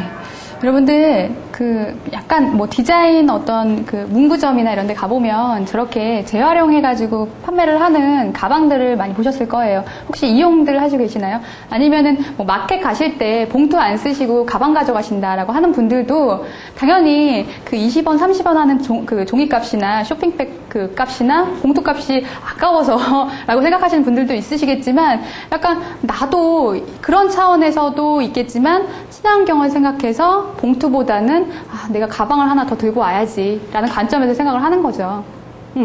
그래서 이런 부분들, 이런 생각들, 이런 니즈가 그린 쇼퍼라고 하죠. 소비자라고 하더라도 그냥 일반적인 소비자가 아닌 친환경을 생각하는 소비자가 바로 그린 쇼퍼라는 개념입니다. 그래서 보면 앞으로 이 친환경이 가시화됐을 때 사람들의 설문조사를 했다라고 하죠. 100%의 사람들을 놓고 봤을 땐 소비자 전체의 95% 정도가 친환경 제품을 살 의향이 있다라고 얘기를 하고요. 그리고 75%가 친환경 제품이 무언지, 친환경, 우리 또 친환경 말고 에코라고 하는 말도 많이 들어보셨잖아요. 그냥 간단하게 그 단어만 딱 입히더라도 에코라고 하는 게 자연 보전, 친환경 이런 쪽으로 사람들이 생각을 한다라는 거죠. 인식을 하고 있다라는 거예요. 그리고 63%가 쇼핑 시에는 친환경 제품을 먼저 찾는다라고 합니다. 63%라고 하면은 반 이상이라고 하는데 사실상 저는 잘 모르겠어요. 이건 조사 결과치이기 때문에 정말 그런지, 아니면 저도 그렇거든요. 사실상 아까 말씀드렸다시피 같은 제품이고 같은 동일 조건이라고 했을 때 이 제품은 친환경입니다, 이 제품은 일반 제품입니다 라고 했을 때 여러분들은 어떤 데 손이 더 먼저 가시겠냐고요. 친환경인데 좀 더 먼저 간다라는 거죠. 그러면서 내가 이 제품을 하나 삼으로써 친환경, 미래의 어떤 사업 그 보전에 일조했구나, 동조했구나, 이런 식으로 뿌듯한 생각을 갖고 있다는 거예요. 사람들도 무조건 자연 파괴, 환경, 나라와는 큰 관점상으로 봤을 때는 큰 그런 부분은 연관성은 없겠지만 향후에 대한 사람들의 대대손손, 후손에 대한 어떤 걱정, 이런 부분들이 이면에 깔려 있다는 거예요. 그리고 47% 정도가 매장에서 친환경 제품을 직접적으로 발견을 했다. 발견을 한 경우가 있다. 뭐 탄소 이렇게 라벨링이라든지 이런 형태로 돼가지고 친환경 제품을 본 적이 있다. 왜냐하면 이 본 적이 있다라고 하는 그 관점도 친환경 제품에 대해서 알고 있고 그 제품에 대해서 관심을 가지고 있고 인식을 하고 있다라는 그런 관점에서 친환경 제품을 발견했다라는 그런 것까지 들어가는 거예요. 그리고 22%가 친환경 제품을 구매한 적이 있다. 이만큼 사람들, 이 소비자, 이 그린 쇼퍼라고 하는 사람들도, 그러니까 소비자의 어떤 관점에서도 친환경이라고 하는 부분들, 이 부분이 되게 중요하게, 지금 뭐 탄소 포인트제, 라벨링 제도 나중에 이제 도입될 부분이긴 하지만 그런 부분들에 대한 관점이 지금 형성이 되지 않았을 때조차도 이 사회적으로 어떤 친환경에 대한 관심이 많다라고 하는 거죠. 그래서 아까 계속 앞에서 정부적인 관점, 세계적인 관점, 기업, 개인적인 관점에서 이런 용어들을 언급해드렸죠. 그린 쇼퍼, 에코포인트, 녹색 뉴딜 정책, 소프트 에너지라고 하는 건 태양력이나 신재생 에너지를 가지고서 이렇게 개발하는 그런 부분에서 소프트 에너지라고 볼 수가 있어요. 친환경적인 에너지다라고 보시면 되겠고, 로하스라고 하는 것은 웰빙의 한 차원 업그레이드돼서 사람들이 잘 먹고 잘 살자라는 개념보다도 한 차원 더 올라가서 공종이 함께 생존할 수 있는 방법이 무엇이냐, 그런 거에 대한 욕구가 점점 올라가고 있다라고 하는 게 로하스, 녹색 성장, 이런 부분들이 제대로 잘 융합이 되면 우리는 공존 변형을 할 수가 있다는 거죠. 그래서 여러분들이 약간 어렵고 생소할 수도 있겠지만 이런 용어들을 알고 또 접근을 하시게 된다면 그린 비즈니스에 대해서 많이 아신다, 그래도 어느 정도는 이해를 하신다, 알고 가신다, 남들이 물어봤을 때 이 정도는 대답할 수 있다 라고 생각하실 수 있겠습니다. 자, 여기까지 달려왔는데요. 일단 그 다음에는 제가 이제 국내외 사례로 본 시장 형성과 어떻게 그린 비즈니스를 해야 되는지에 대한 사례와 그 전략들을 좀 풀어드릴 건데요. 10분간만 쉬고 바로 진행하도록 하겠습니다.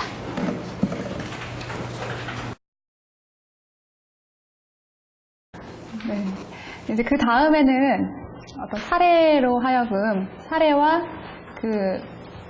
여러분들이 그린 마케팅을 하더라도 4가지 관점으로 좀 이렇게 좁혀서 많은 방법들이 있긴 하겠지만 되게 그런 부분들을 다 알기에는 혼잡스럽고 어려운 부분이 있죠. 그래서 4가지 관점으로 제가 좀 좁혀드리고, 그런 가운데서 그 사례들을 조금 여러분들이 봐보면서 여러 가지 기업의 성공 사례들이 있는데 그 기업의 성공 사례를 좀 보면서 제가 정확히 이 기업에는 이렇게 적용을 하셔야 됩니다, 저렇게 하셔야 됩니다 라고 해서 디테일하게 말씀드리지 못해요. 왜냐하면 많은 분들이 다양한 직업을 가지고 여기 오신 거기 때문에 1대1 코칭이라고 한다면 가능할 수 있을지 모르겠으나, 그래서 여러분들이 이 사업 비즈니스 아이템들에 대한 사례를 보고 우리 기업에도 이런 게 적용이 가능할 텐데, 이런 사례는 괜찮겠다, 이런 홍보 사례도 괜찮겠다 라고 생각하시면 좀 감을 잡아 두셨다가 체크해 두셨다가 활용을 하실 수 있게끔, 똑같이 따라하는 거는 2인자라는 소리밖에 못 듣겠죠. 왜냐하면 이미 국내에서, 이미 해외에서 했던 사례는 남이 했던 거기 때문에 그거를 따라간다라고 하면 후발주자라는 소리밖에 못 들어요. 그렇기 때문에 그거를 약간 더 변환해서 차별화해서 가져갈 수 있는 게 바로 혁신이라고 하는 것인데, 여러분들도 여러분들의 사업 하실 때 기업의 어떤 사내에 혁신하셔가지고 이 제품, 이런 사례들을 좀 잘 이용하셔야겠죠. 그래서 그런 관점으로 바라봐 보시면 좋을 것 같고, 그래서 좀 말씀을 드려보겠습니다. 동영상 같은 것들도 준비가 되어 있으니까 보시면 될 것 같아요. 일단 관점은 4가지 관점입니다. 첫 번째로 제품, 친환경 비즈니스라고 얘기를 했는데, 친환경 마케팅이라고 했는데, 무엇을 만들어야 하나, 아직 사업 비즈니스 아이템에 대해서 골몰하게 생각하시는 분이 계시다면 무엇을 만들까? 친환경 소재? 이런 부분들을 활용해서 친환경이라는 부분을 접근해서 다가가려고 한다면 어떤 제품이 친환경이겠는가라는 부분에 대한 것과, 두 번째로는 프라이스, 어떻게 이용을 할까? 가격적인 측면은 어떻게 하십시오 이런 게 아니라 이거를 다시 한번 돈이 될 수 있게끔 재활용할 수 있는, 리사이클링 할 수 있는 방법은 뭐가 있을까? 세 번째로는 어떻게 접목할까? 이게 바로 이제 기술 부분과 연관되어 있다고 보시면 되는데, 제가 앞서 설명드렸던 하이브리드 이런 것들도 다 기술력이잖아요. 신재생 에너지, 대체 에너지, 그죠? 네 번째, 어떻게 이 부분을 알려야 할까? 이 네 가지 관점이라고 볼 수가 있겠습니다. 그래서 이 네 가지 관점을 푸는 건 맨 처음에 프로덕트라고 하는 게 이제 그린 아이템이라고 하는 개념이고요. 프라이스라고 하는 개념이 재활용할 수 있다는 개념으로 보시면 되겠고, 그림 기술이 어떻게 이용을 해야 되는 것이냐라는 플레이스 관점과 프로모션, 그림 이미지. 그러니까 이 제품이 친환경에 대한 소재나 어떤 기술력이 밑바탕에 되어 있지 않더라도 이미지 자체 하나만으로도 친환경이 될 수 있는 방법이 있다는 거예요. 네, 그래서 그린 아이템 같은 경우에는 친환경 소재를 이용해서 혹은 뭐 어떤 친환경에 접근할 수 있는, 이제 뒤에서 전략적인 부분은 말씀드리겠지만 친환경에 대한 친환경의 소재를 이용해라. 그리고 그린 재활용이라고 하는 것은 유통할 수 있는 과정, 이 부분은 뒤에서 사례로 말씀드리겠습니다. 그림 기술이라고 하는 것은 말씀드렸던 것처럼 대체 에너지나 뭐 신재생 에너지나 지금 한창 가시화되고 있는 태양열, 풍력, 동력, 이런 것들도 다 신재생 에너지라고 볼 수가 있어요. 대체 에너지죠, 한마디로. 그리고 그린 이미지는 의식 전환. 사람들이 아직까지도 느끼고는 있지만 직접적으로 피부로 안 와닿기 때문에 사람들이 못 느끼고 있다. 그런 의식들을 어떻게 전환시킬 수가 있겠느냐라고 하는 관점에서 홍보는 어떻게 해야 되는지 이 네 가지 부분을 말씀드릴 겁니다. 그래서 하나하나 보시자면 첫 번째로 포장은 쓰레기다. 혹시 러쉬라고 하는 옥션에서도 보면 이 친환경 제품이 단독적으로 판매가 되고 있죠. 여성분들 혹시 많이 접해보셨을 거예요. 러쉬라고 하면 뭘로 유명하죠? 비누, 그죠? 비누가 모든 소재가, 여기 안에 들어있는 모든 소재가 화학 제품이나 이런 원료가 들어간 게 아니라 친환경적인 식물성 재료. 복숭아 씨앗, 무슨 나무, 포플로 나무, 이렇게 해서 그런 원료들을 가지고서 화장품과 비누와 샴푸와 이런 것들을 만들었대요. 보셨을 거예요. 좀 독특한 비누 형태로 해서 요즘에 홍대 이쪽에서도 점포가 있는데 굉장히 젊은 층에서는 반응이 좋아요. 약간 기능성이라고 하기보다는, 기능성이라고 했을 때는 사람들은 약간 더 유명한 브랜드, 설화수라든지 이런 걸 찾지만 좀 약간 저렴하면서도 인지도가 있으면서도 효능이 있다라고 했을 땐 약간 대학생층이나 20대에서 30대까지 커버를 할 수 있는 거죠. 그래서 여기서도 제품이 되게 저렴한 건 아니에요.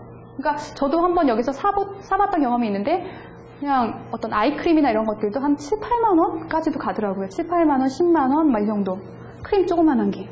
그리고 이런 것들은 또 그 안에 어떤 그 보존 재료 같은 것들이 없어서 한 달 기점으로 이걸 다 써야 된다라는 유통기간이 있죠. 그만큼 신선하게 보존을 해야 된다. 이런 것들에 대한 사례라고 볼 수가 있겠는데, 여기에서는 그 식물성 재료를 사용하고 그러면서 캠페인화해서 고 네이키드라고 하는 건 해외에서 포장은 쓰레기다. 포장재를 낭비하지 말고 최소화해서 환경을 보전하자라는 차원의 세계적인 국가 운동인데, 이 부분을 그대로 이 구호를 가지고 써서 고 네이키드, 친환경을 보존하자라는 캠페인도 같이 엮어서 가고 있다는 거죠.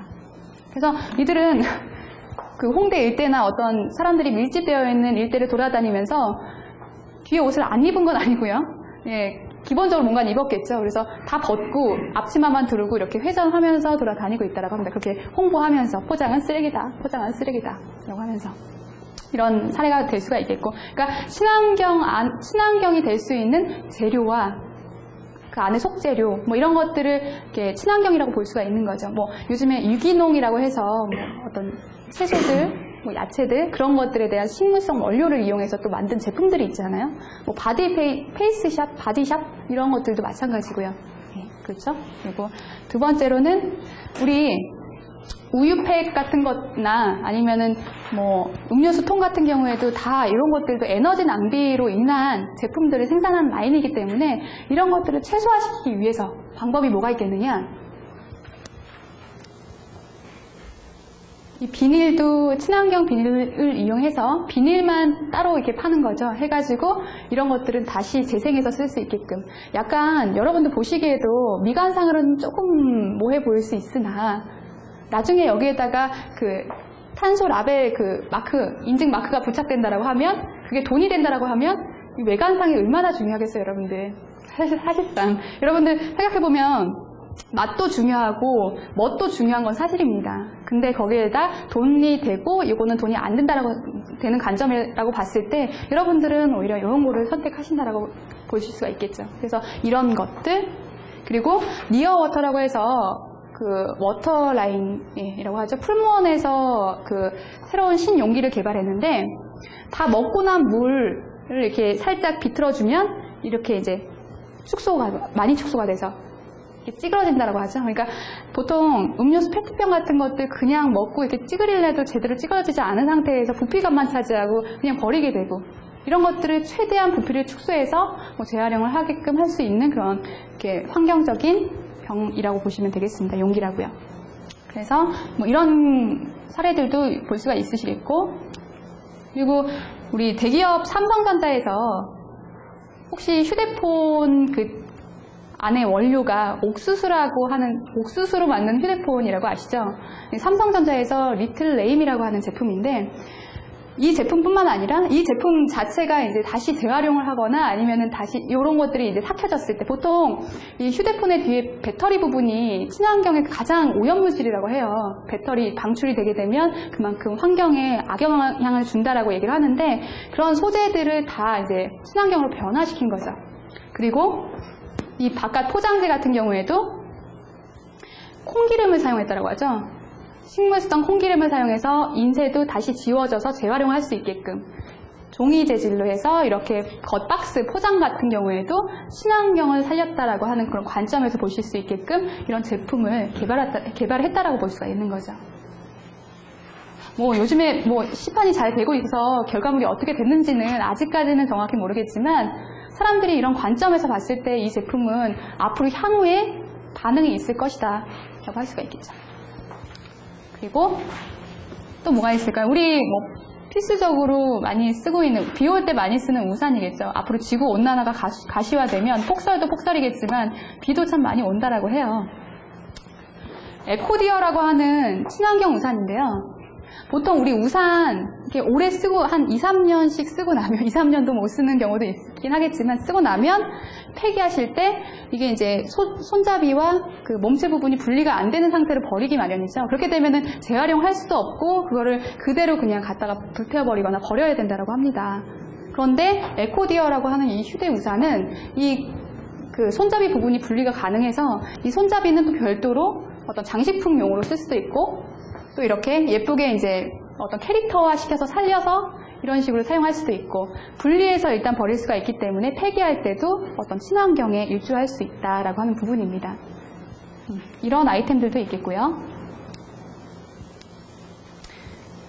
자, 여기 그린 아이템에서 보면 여러분들 당연히 친환경이라고 하면 뭐 저렴했으면 좋겠고 뭐 디자인도 예뻤으면 좋겠고 사람들의 욕심은 있기 때문에 친환경에 엎어서 가다 보면, 여러분들이 너무 친환경 쪽으로만 가다 보면 이런 디자인들이나 이런 것들을 약간 무시하실 수가 있어요. 하지만 여러분들이 정말 여러분들의 사업을 잘 활성화시키려고 한다면 디자인 부분과, 그러니까 소비자의 어떤 니즈 이런 부분들도 같이 충족을 해야 된다는 거죠. 친환경 하나만으로 성공할 수는 없다라는 거죠.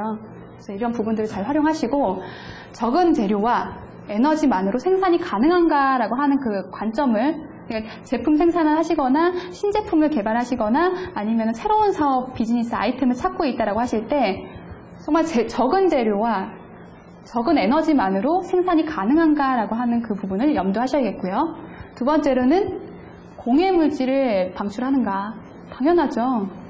뭐 이 제품이 만들어졌을 때 뭐 에너지가 굉장히 많이 쓰이거나 아니면은 추가로 공해 물질이 나타나거나 발열이 됐을 때 어떤 나쁜 악영향을 끼치는 탄소가스가 배출이 된다고 했을 때는 문제가 있겠죠. 그리고 재순환이 가능한가. 이것을 가지고서 다른 어떤 목적으로 또 이용을 할 수가 있는 리사이클링 이런 부분들이 또 가능한가라고 하는 그런 관점이고요. 네 번째로는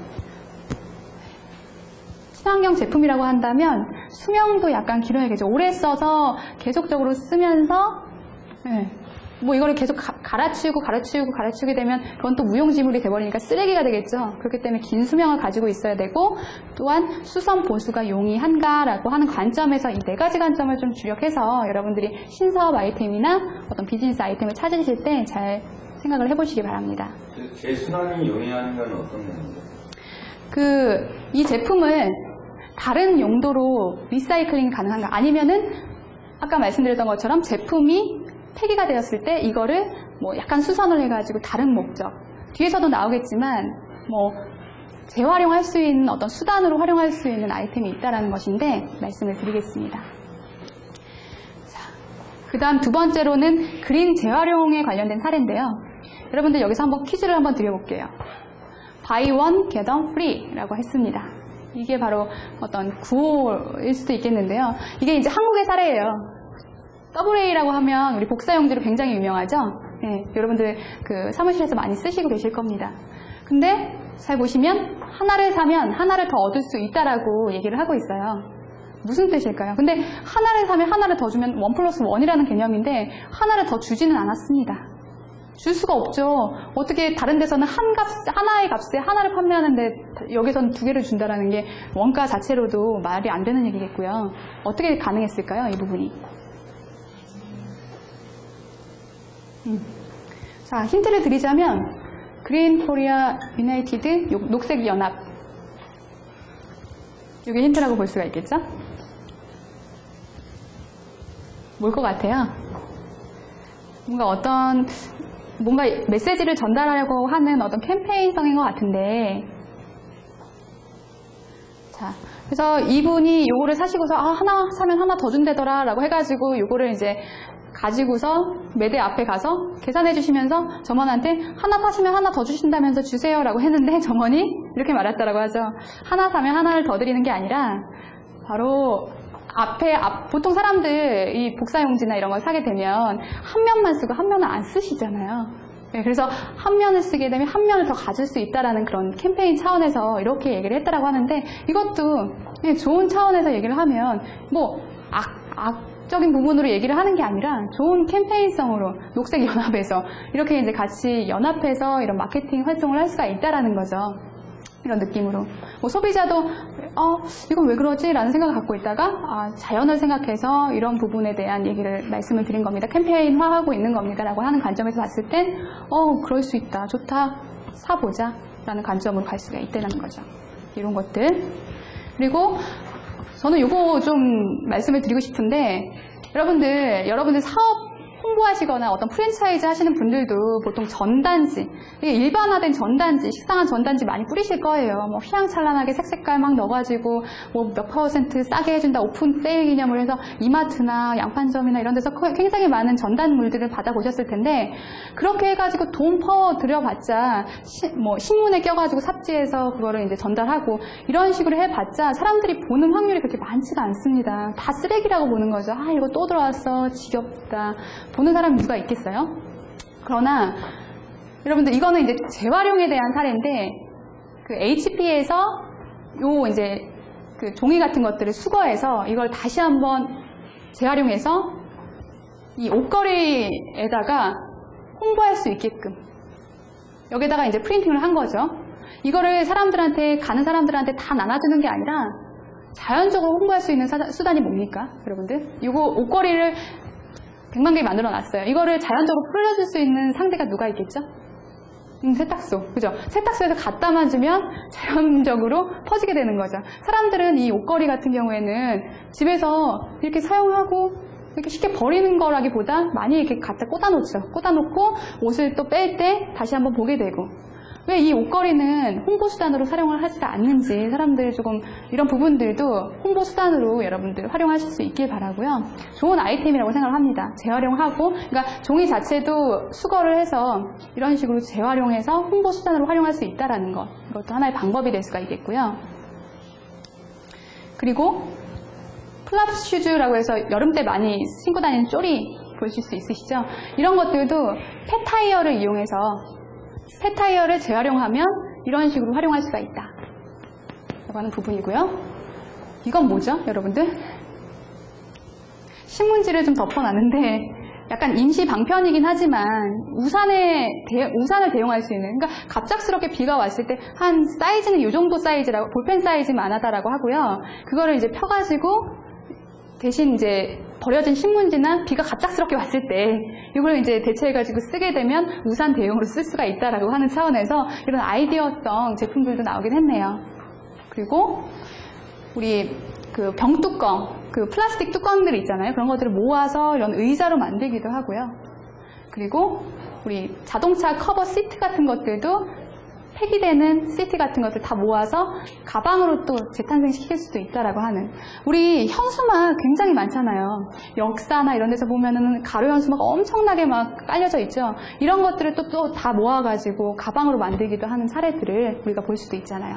근데 그런 것처럼 재활용하는 어떤 아이템들도 있더라. 이거는 뭐예요, 여러분들? 잘 안 보이세요? 반지 같기도 하고, 그죠? 뭔가, 이거는 이제 몽당 색연필을 뭉쳐가지고, 예, 열을 발산시켜서 합쳐가지고 이제 반지로 만들기도 하고, 색색, 오색 달록하게 어떤 모양을 만들기도 하고, 이런 식으로 활용을 할 수 있는 재활용의 사례도 있다라는 걸 말씀드리는 겁니다.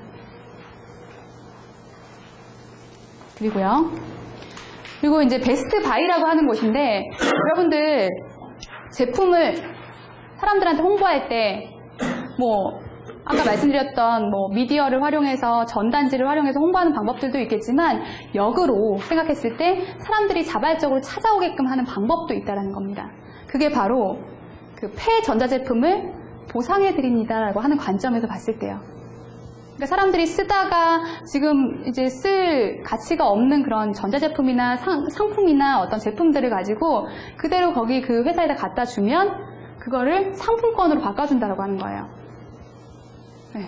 보통 사람들이 오픈했습니다 라고 했을 때, 여기 오시게 되시면 몇 % 세일해드리고요, 사은품으로 뭐 드리고요 라고 해봤자 사람들이 홍보 수단이지, 얼마나 팔려고 사람들한테 이렇게 막 주구장창 SMS 보내고 스팸 메일 보내고 하느냐라고 짜증을 내시죠. 하지만 이런 역이용하는 관점에서 자발적으로 참여하게끔, 내 집에 있는 뭔가를 갖다 주면 상품권을 받을 수 있고, 이 상품권이 여기서만 쓸 수 있는 용도이기 때문에 이 사람들은 또 역으로 제품을 또 팔 수도 있고, 디스카운트 해준다라는 개념이 아닌 이런 식으로 자발적으로 참여할 수 있게끔 하는 수단이 될 수가 있다라고 하는 겁니다. 이런 관점에서 보실 수도 있고요.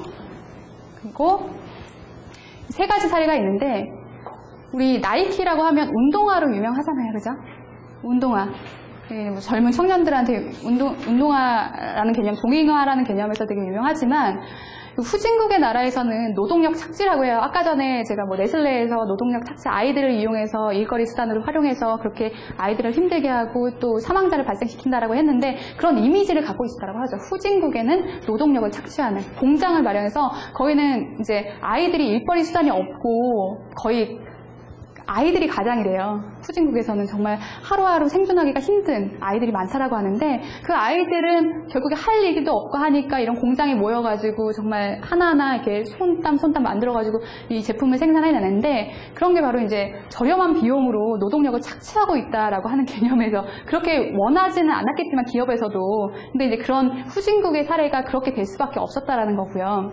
이 사례를 어떻게 전환시킬 수 있었을까요?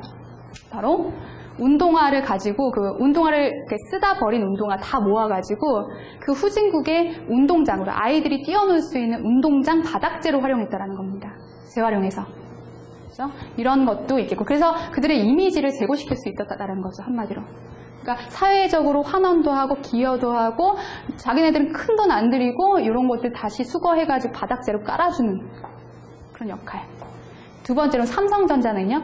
우리 삼성전자라고 하면 그 전자제품 회사기 때문에 어찌 보면 처음에는 약간 차가운 느낌이 강했을 거예요. 전자제품, 어떤 기계를 만드는, 어떤 제품을 만드는 회사다라고 하는 관점에서. 그래서 그들은 굉장히 많은 노력을 했죠. 또 하나의 가족이다. 우리는 여러분들을 생각한다.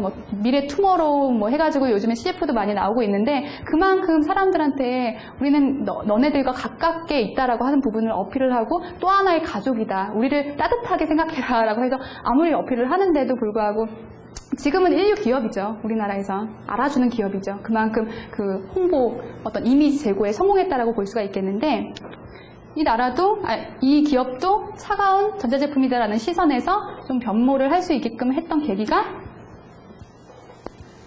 이 타이어들을 모아서 보시면은 요즘에 그 자갈 모래밭 그 놀이터라는 개념보다도 이렇게 고무판으로 깔려져 있는 놀이터를 많이 보셨을 거예요. 이런 것처럼 사회 환원적인 느낌으로 타가소나 보육원이나 이런 데 놀이시설을 깔아준다라는 느낌인 거죠. 이런 내용을 접해 들었을 때는 사람들이 여기는 돈을 벌려고 하는 기업의 목적뿐만 아니라 사회 환원까지 하는 좋은 기업이구나 라고 하는 이미지를 심어줄 수가 있겠습니다. 그리고 세 번째로 이거는 여러분들이 한번 시행을 해보실 만한 건데요. 여러분들이 출시하는 제품이 있다라고 한다면 아비뉴라고 하는 화장품 제품인데 인지도가 바닥이었어요. 그러니까 이 제품은 신제품이어서 친환경 제품이긴 하지만 사람들의 인식이 적었는데 여기서는 이제 재활용 이벤트를 했다라는 거죠.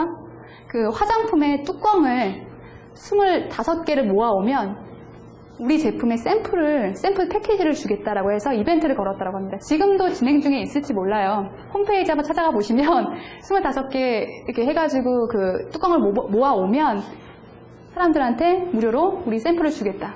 샘플 홍보도, 그러니까 샘플링 얻다가 갔다가 이렇게 무료로 한다라고 해서 사람들한테 나눠주고 뭐하고 하는데 그런 것들을 인력시켜가지고 강제로 할 게 아니라 사람들이 찾아오게끔 하는 그런 용도로 역이용했다라는 거죠. 한마디로.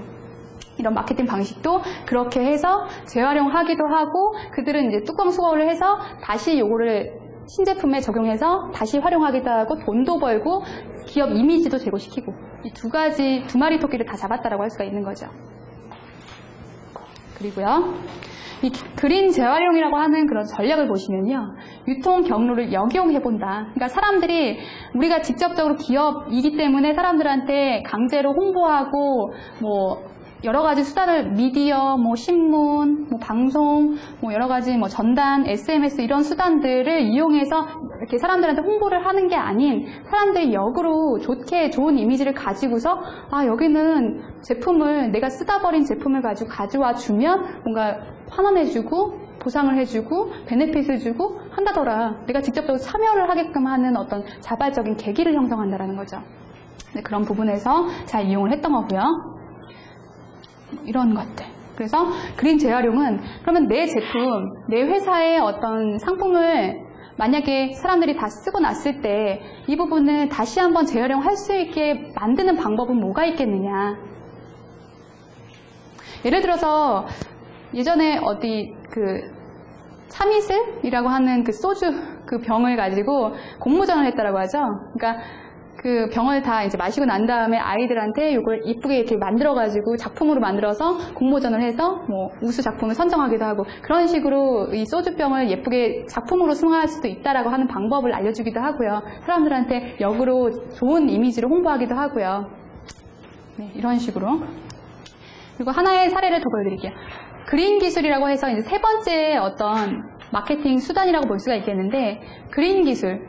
아까 제가 이제 자전거가 활성화될 거라고 말씀을 드렸습니다. 네, 자전거가 활성화되면 여러분들 가장 먼저 자전거의 이용이 활성이 되겠죠. 삼천리 자전거는 이제 논한 겁니다. 한마디로.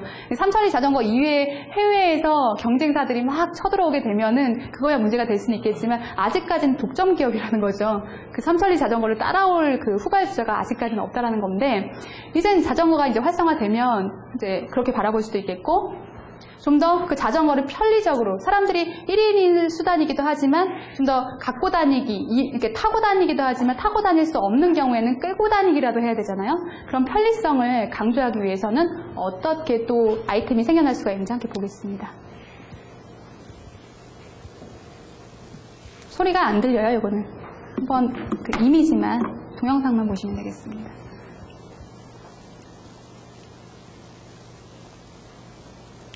접이 형태로 간편하게 접는 형태로 가져가는 건데요. 우리 접이식 자전거 있긴 있는데 그런 것들이 사실상 접이식 자전거라고 하더라도 들고 다니기, 이렇게 끌고 다니기 불편하니까 좀 사용을 안 하는 건데 이런 식으로 간편하게 이렇게 접어서 굴려만 주면 이렇게 편리하게 우리가 자전거를 활용할 수가 있겠다, 이용할 수가 있겠다라는 관점이고요. 그러면 여러분들 어떤 트렌드로 봤을 때요. 자전거가 활성화된다라고 하면 이 자전거를 많이 타고 다니겠죠. 그러면 자전거를 많이 타고 다니면 사람들이 또 어떤 니즈가 생겨날까? 이런 부분으로 하여금 여러분들은 또 사업의 기회를 찾아낼 수가 있어요. 포착할 수가 있다는 거예요.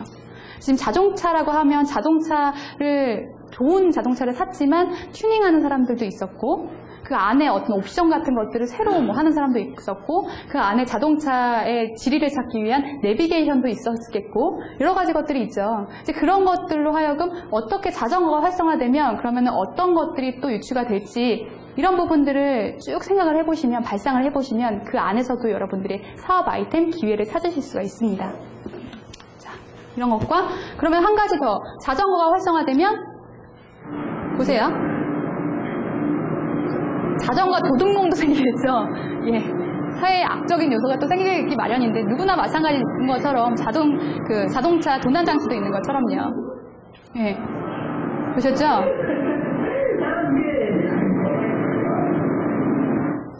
예.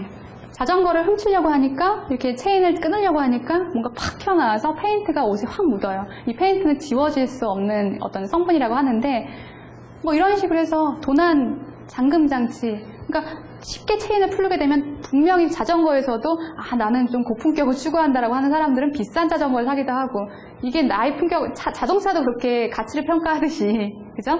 그래서 자전거도 그런 부분들이 있을 텐데 분명히 그렇게 되면 도난, 범죄 수단으로 활용할 수 있는 사람들도 생겨난다라는 거죠. 그러면은 그거를 이제 보호하기 위해서 보호 장구라든지 아니면 패션 액세서리라든지 아니면 그 자전거를 튜닝할 수 있는 전기 자전거도 생겨난다고 해요. 페달 밟기 어려운 사람들, 건강 수단이기도 하지만 페달을 밟고 막 뭐하고 하기 힘든 분들을 위해서 전기 자전거 뭐 이런 것도 생겨난다라고 하고, 앞으로 무궁무진하다라는 거죠. 이런 부분에서. 또 있습니다, 여러분들.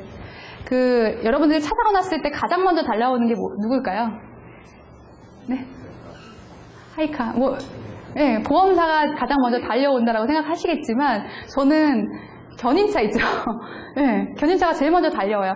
가장 뭐니 해도 견인차가 스피드가 생명이겠죠.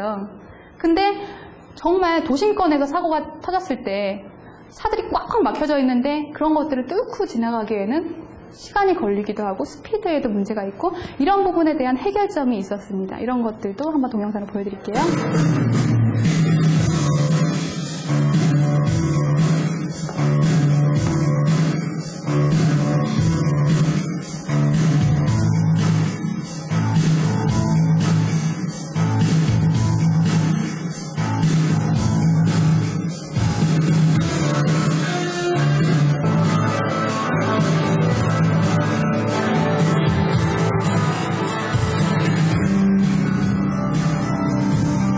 오토바이 뒤에 이렇게 숨기고 있죠. 이걸 펼쳤을 때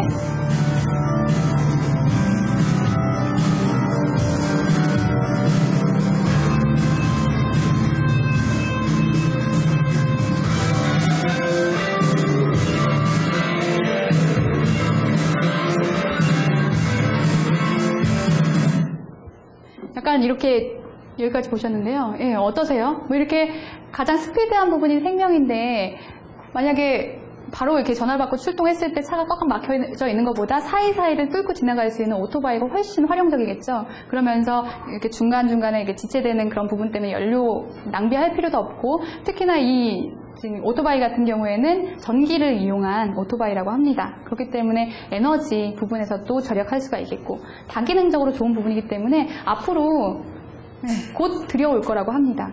앞으로 봐야겠죠. 경찰가 이제 주차 단속 이런 부분도, 견인차들도 이런 식으로 또 끌고 다니지 않겠어요? 이런 부분을 좀 생각을 하게 되고, 이런 아이템들도 어떤 기술적으로 기술을 밑바탕으로 해서 생겨날 수 있다는 거고요. 그리고 우리 아까 솔라라고 말씀을 드렸는데, 이게 바로 그 혼다 기업에서 도시에, 이게 지금 우리나라 사례는 아니고 해외 유럽에 있는 사례인데, 이렇게 이 꽃 자체가, 해바라기가 그 태양열을 받을 수 있는 역할을 한다라고 해요. 그러면서 이 의자 체어에는 어떤 시스템이 있다라고 하죠?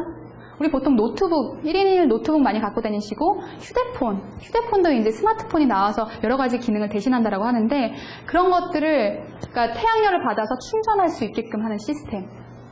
이게 바로 이제 혼다에서 그 사회 공헌 활동을 하기 위해서 친환경으로 만들어낸 제품인데 뭐 이런 식의 사례도 있을 거고요.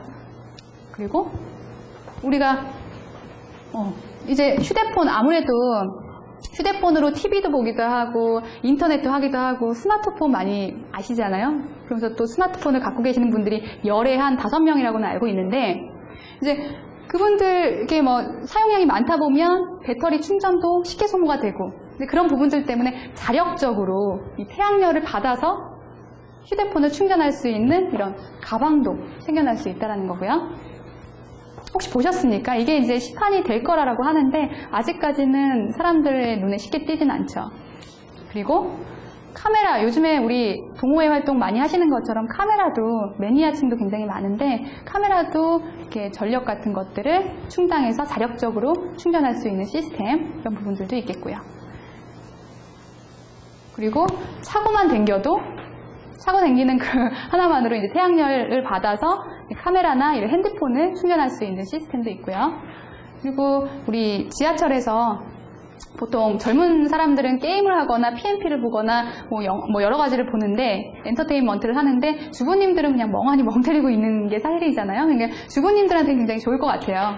이렇게 가방백을 이렇게 들고서 이렇게 앉으면 TV를 볼 수 있다라고 하는 것. 네, 재밌는 요소죠.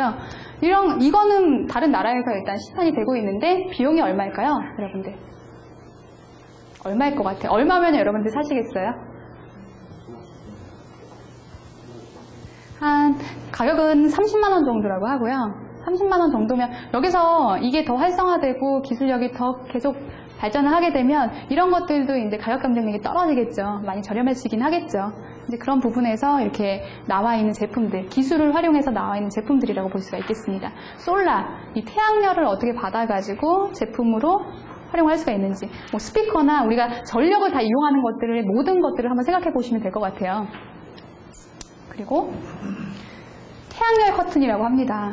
자, 우리 커튼 보면 항상 열었다 닫았다 어떤 천으로 해가지고 이렇게 열었다 닫았다 하는 아니면 블라인드 이런 보시는 그런 개념이 많을 텐데 태양열을 이용해서 이런 식으로 인테리어 디자인도 하기도 하고 이렇게 태양열을 바깥에서 직접적으로 받으면 나중에 저녁 시간대에 좀 더 이렇게 밝은 빛을 내거나 자력적으로 조명 어떤 시스템 효과가 있어가지고 이렇게 뭐 빛에 대한 광도수도 점점 이렇게 수준대로 높였다가 줄여들었다가 빛의 밝기도 조정할 수 있다는 거고요.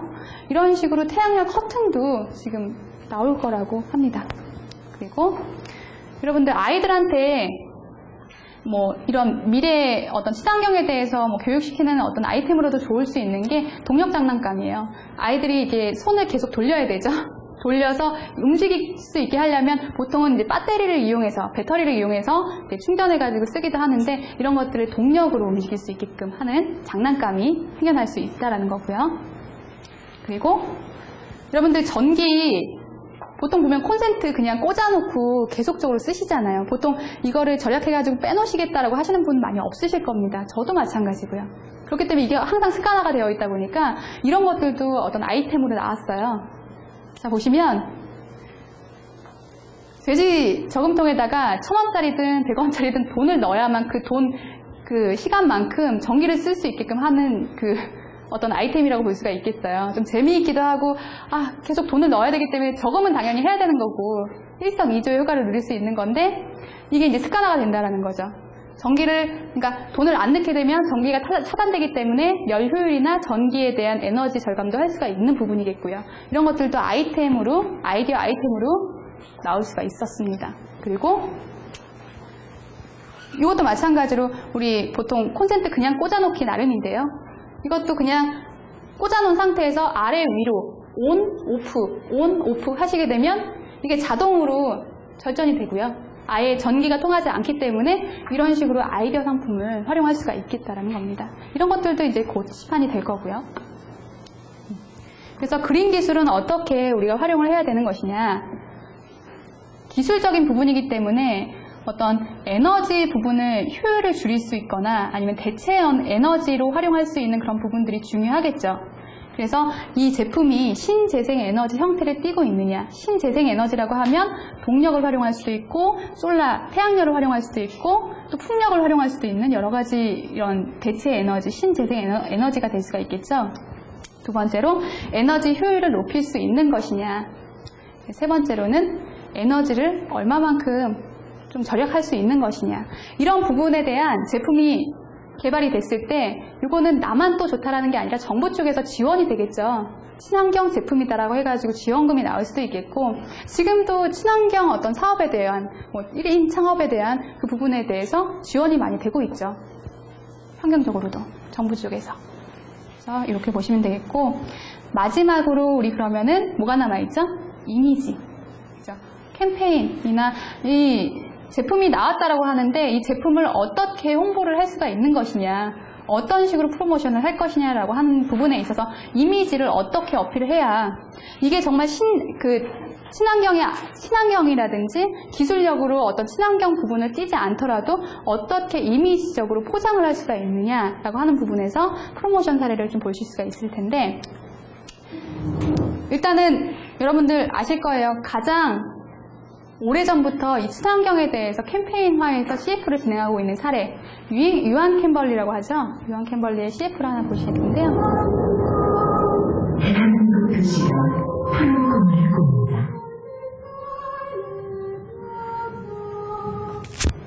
도시숲은 우리가 만드는 푸른 내일입니다. 우리는 산 푸르게 유한 캠벌리. 이렇게 자기네들 그 기업이 친환경을 띠고 있다라고 하는 부분을 직접적으로 1인 홍보가 되거나 아니면 미디어를 활용하지 않으면 누구든 간에 이게 친환경인지 아닌지 이렇게 알 수가 없습니다. 그렇기 때문에 홍보적인 부분도 굉장히 중요해요. 사실상 이 제품이 친환경인지 아닌지는 사람들한테 알려야 사람들이 인식을 할 수가 있는 거죠. 그래서 어떤 이미지든 간에 홍보 부분이 굉장히 중요하다는 건데, 유한 캠벌리는 거의 85년도서부터 이런 친환경 CF, 왜냐면은 벌목을 하죠. 그러면서 계속 이제 환경 파괴나 이런 부분들이 사실상은 주범이 되니까 그런 부분들을 여기 이용해서 우리는 이런 부분들을 사회공헌으로 재생산하고 있거나 나무를 되심는 활동을 하고 있다라고 하는 차원에서 계속 CF를 하고 있기 때문에 유한 캠벌리는 우리가 항상 푸르게 우리의 인식 속에서 그렇게 박혀 있는 거죠. 네. 그린 이미지. 또 그린 이미지를 우리가 또 떠올릴 수 있는 거는 꼭 제품, 어떤 상품 혹은 서비스 이런 부분뿐만 아니라 사람으로도 보면 이분은 한국의 타사투타라고 하는 이효재 씨라고 합니다. 저도 이거를 이제 친환경 비즈니스를 공부하면서 이분을 좀 알게 됐는데요. 유명하신 분이라고 하죠. 환경적으로. 그리고 우리 연예인 중에 환경가의 어떤 성향을 띤 연예인이 누가 있나요? 노홍철, 그죠? 노홍철이 왜 유명한가요? 네, 그죠? 자동차를 찾는데 보통 사람들은 연예인이라고 하면 뭐 스포츠카라든지 외국차라든지 외제차 이런 것들을 선호하기 마련인데, 노홍철은 이렇게 자기 약간 개성도 강하고 그러면서 마티즈를 약간 사람들한테 부각시키면서 이렇게 약간 이미지를 갖다가 이렇게 예쁘게 포장을 하기도 하는데, 가장 중요한 것은 사람은 부의 가치를 자동차로 판단하지 말고 정말 미래의 비즈니스를 생각한다면 이런 경차 같은 경우에는 친환경적인 요소로 우리가 많이 생각을 하고 있잖아요. 그래서 노홍철 씨 같은 경우에는 환경 홍보가로 사람들한테, 특히나 유명한 이렇게 스타기 때문에 그만큼 홍보적인 역할도 많이 할 수가 있는 거죠. 그래서 우리가 직접적으로 전문 홍보가가 될 수가 없다라고 하면 이런 사람들을 좀 이용해서, 이런 사람들은 뭐 CF라든지 아니면 이런 사람들과 같이 뭐 연계를 해서 뭐 어떤 활동을 한다든지, 아니면 이런 사람들을 후원한다라든지, 아니면 이런 사람들한테 PPL이라고 해서 뭔가 제품을 협찬해준다든지, 이렇게 해서 제품을 노출할 수 있게끔. 그리고 이 사람은 혹시 아십니까? 해외적으로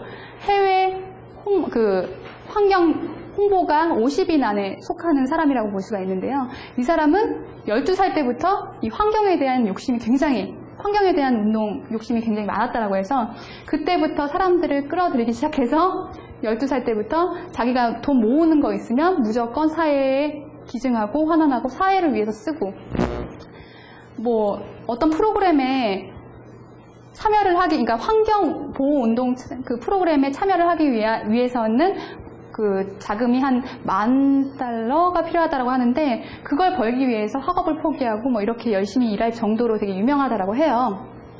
그리고 지금도 계속적으로 활동하고 있고요. 22살인가 그렇습니다. 아직까지 나이가 어린데 그런데도 참 이 홍보에 대해, 그러니까 환경에 대해서 모피에 대한 반대 시위도 직접적으로 참여한 위인이기도 하고요.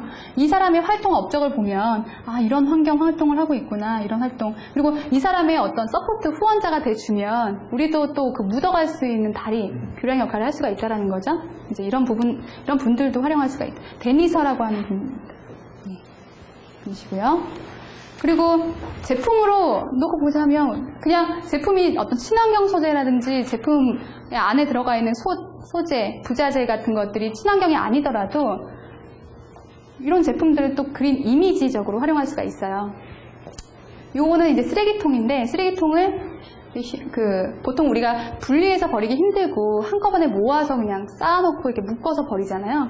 근데 이런 것들을 개개별로 쓰레기통을 마련해 두면 봉지를 하나하나 걸게 되고 여기 뭐 플라스틱 병이라든지 병이라든지 유리병을 분리해서 버릴 수 있게끔 자동적으로 이렇게 봉투를 꽂아두면 얘는 요병 해가지고 분리해서 버릴 수 있게끔 하는 그런 하나의 아이템이라고 볼 수가 있고 아예 사람들은 기업적으로 어떤 친환경의 모습을 어떻게 보일까라고 하는 차원에서 다가갔을 때 이렇게 뭐 캐릭터나 좀 친환경적인 어떤 이미지를 디자인적으로 활용해서 이렇게 만들기도 하고 있다라고 하고요.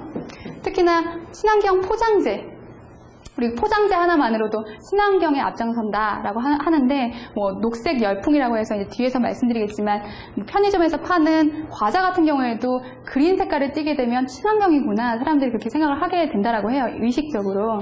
그래서 마케도 같은 경우에는 식물성 재료도 사용하는 건 사실이겠지만 이 포장재 요즘에 과자 식품들 보면 다 포장재들을 그렇게 재활용할 수 있게끔 종이 재질도 그렇게 이제 코팅을 해서 사용을 못하게끔 하는 게 아니라 코팅이 안 된 상태에서 콩기름으로 인쇄를 한다라고 해요. 그런 식으로. 그래서 우리 기업에서도 그 포장 재질을 어떻게 사용하고 있는지 이 부분을 친환경으로 한번 바꿔볼 생각은 없으신지 뭐 이런 부분들도 생각할 수 있다라는 거고요.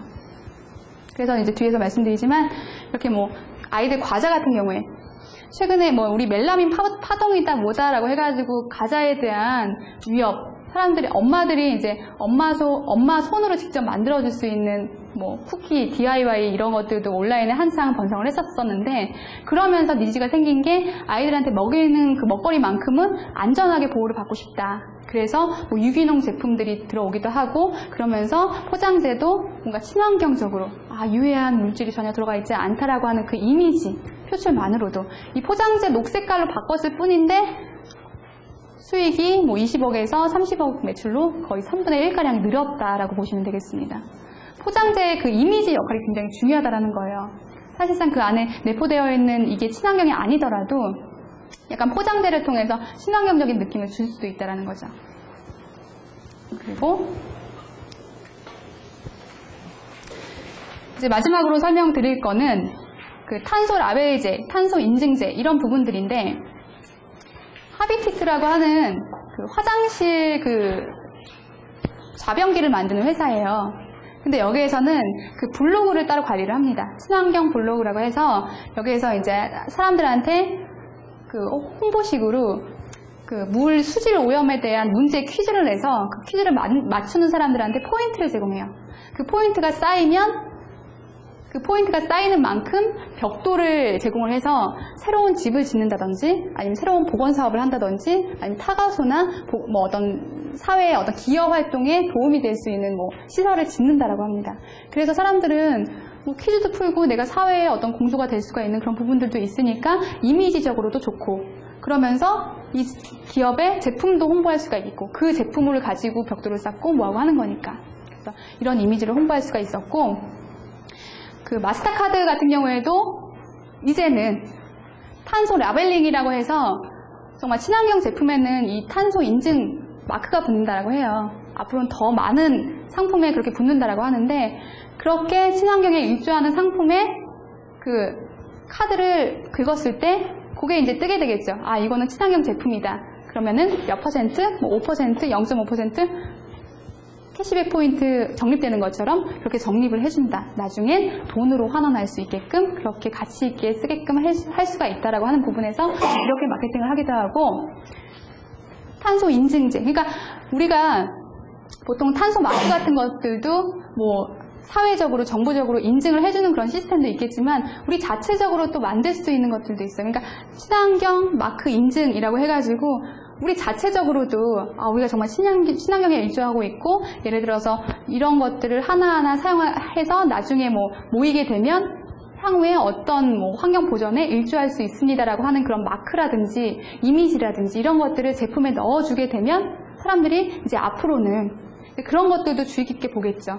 내가 사회활동에 어떤 친환경 활동에 일조하고 있는 그런 부분이 있구나라고 하는 차원에서 그렇게 이미지를, 여러분들의 포장재에 대한 이미지도 잘 생각해 보시면 좋을 것 같습니다.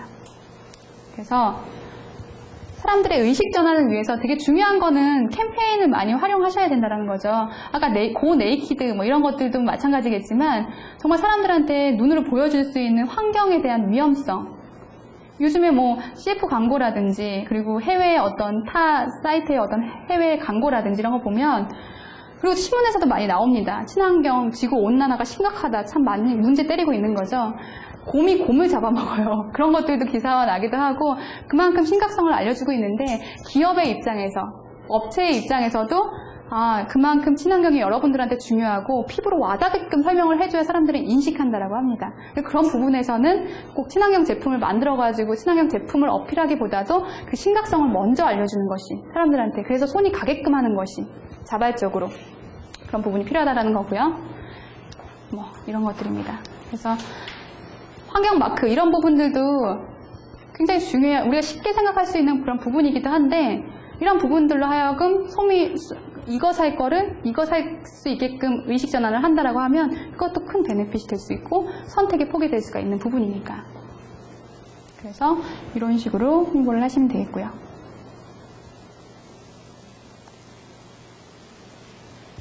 자, 그리고 이제 하나 더 보여드리자면 해외에 있는 사례인데요. 이게 보통 우리 인쇄풍선 해가지고 뭐 무슨 점 오픈했습니다 해가지고 아이들한테 가족 단위로 오는 고객들한테 풍선들 많이 나눠줍니다. 근데 이런 것들도 약간 환경적인 차원에서 사람들한테 심각성을 좀 재미있게, 또 아이들한테 교육적인 차원에서 좀 보여준다라고 하면 이런 식으로 사람들한테 홍보를 하죠. 풍선을 나눠주죠. 그 아래다가는 약간 핀셋 이런 걸 놓고 사람들이 직접적으로 터트려서 이 터트린 지구가 맑아질 수 있다. 이 공해로 찌든 지구를 터트리면 밝아질 수 있는 이 지구를 살릴 수 있다. 여러분들도 일조해라 라는 차원에서 약간 의식적인 어떤 메시지를 전달하는 상품, 그러니까 홍보물, 이런 식으로 메시지를 전달하는 거죠. 그냥 재미있는 아이템이긴 하지만 이런 식으로 활용할 수 있는 것, 이런 그 해외 그 사례 같은 것들도 여러분들이 주의 깊게 보시면 좋은 아이디어 제품들, 홍보물들이 많이 있을 거라고 봅니다. 그리고 마지막으로는 바로바로 여러분들이 실천할 수 있는 7가지 내용인데요. 이 부분만 하고 마무리를 하도록 하겠습니다. 일단 첫 번째로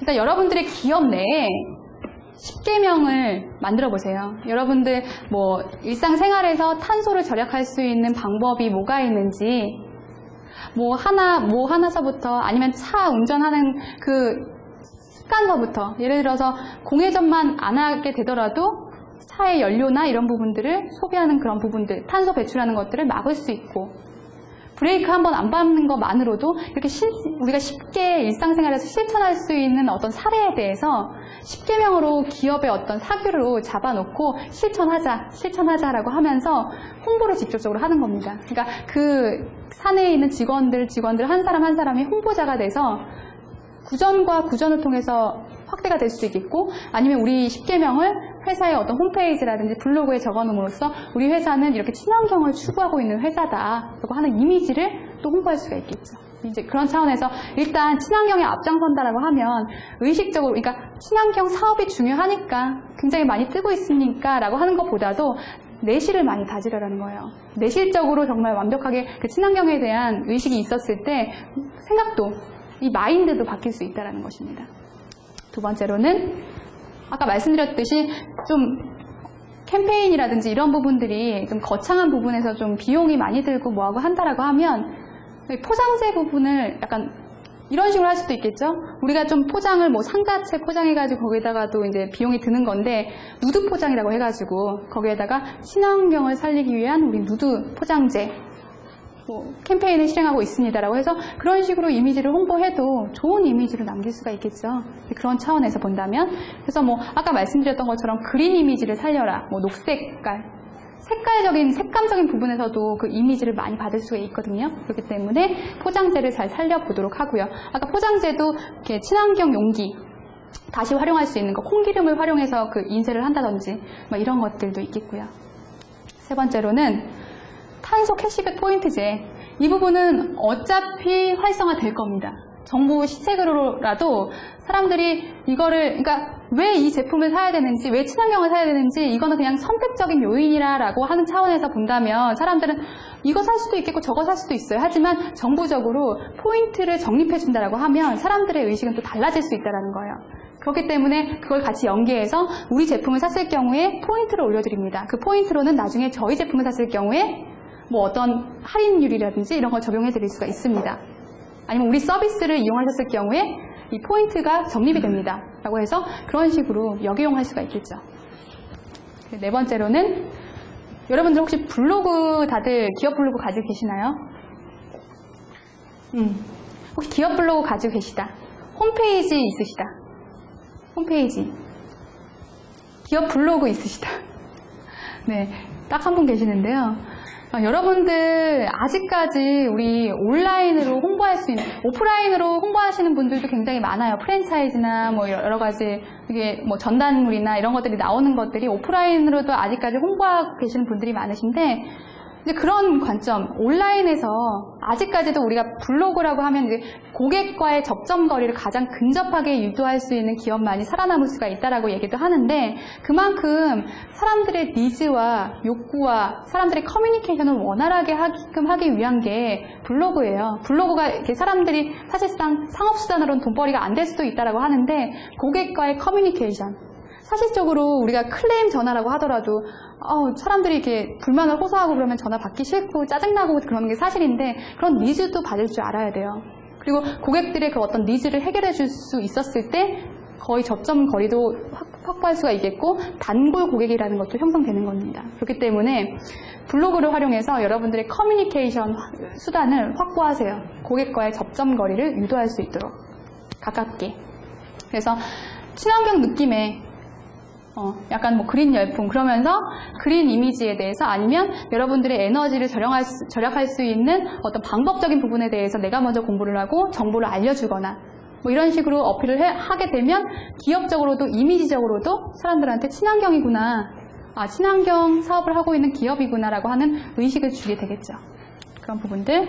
그리고 아까 말씀드렸던 것처럼 내 제품을 재활용할 수 있는 방법, 뭐 어떤 공모전을 활용하던가, 아까 말씀드렸던 것처럼 뭐 사미스를 가지고서 그 병을 가지고서 작품으로 만들 수도 있고, 그리고 또 뭐 한창 이 부분을 제대로 활용하고 있는 게 컨버스라고 하는 운동화잖아요. 컨버스에다가 그림 그려서 다 쓴 헐거운 운동화 가지고서 뭐 그림으로 재탄생시키기도 하고, 내 제품을 사람들한테 친근하게 어필하기 위해서 뭐 공모전, 아니면은 어떤 아이디어성으로 한번 아이디어를 개발해봐라 라고 해서 사람들한테 다시 한번 역으로 그 아이디어 내용을 받을 수도 있겠고요.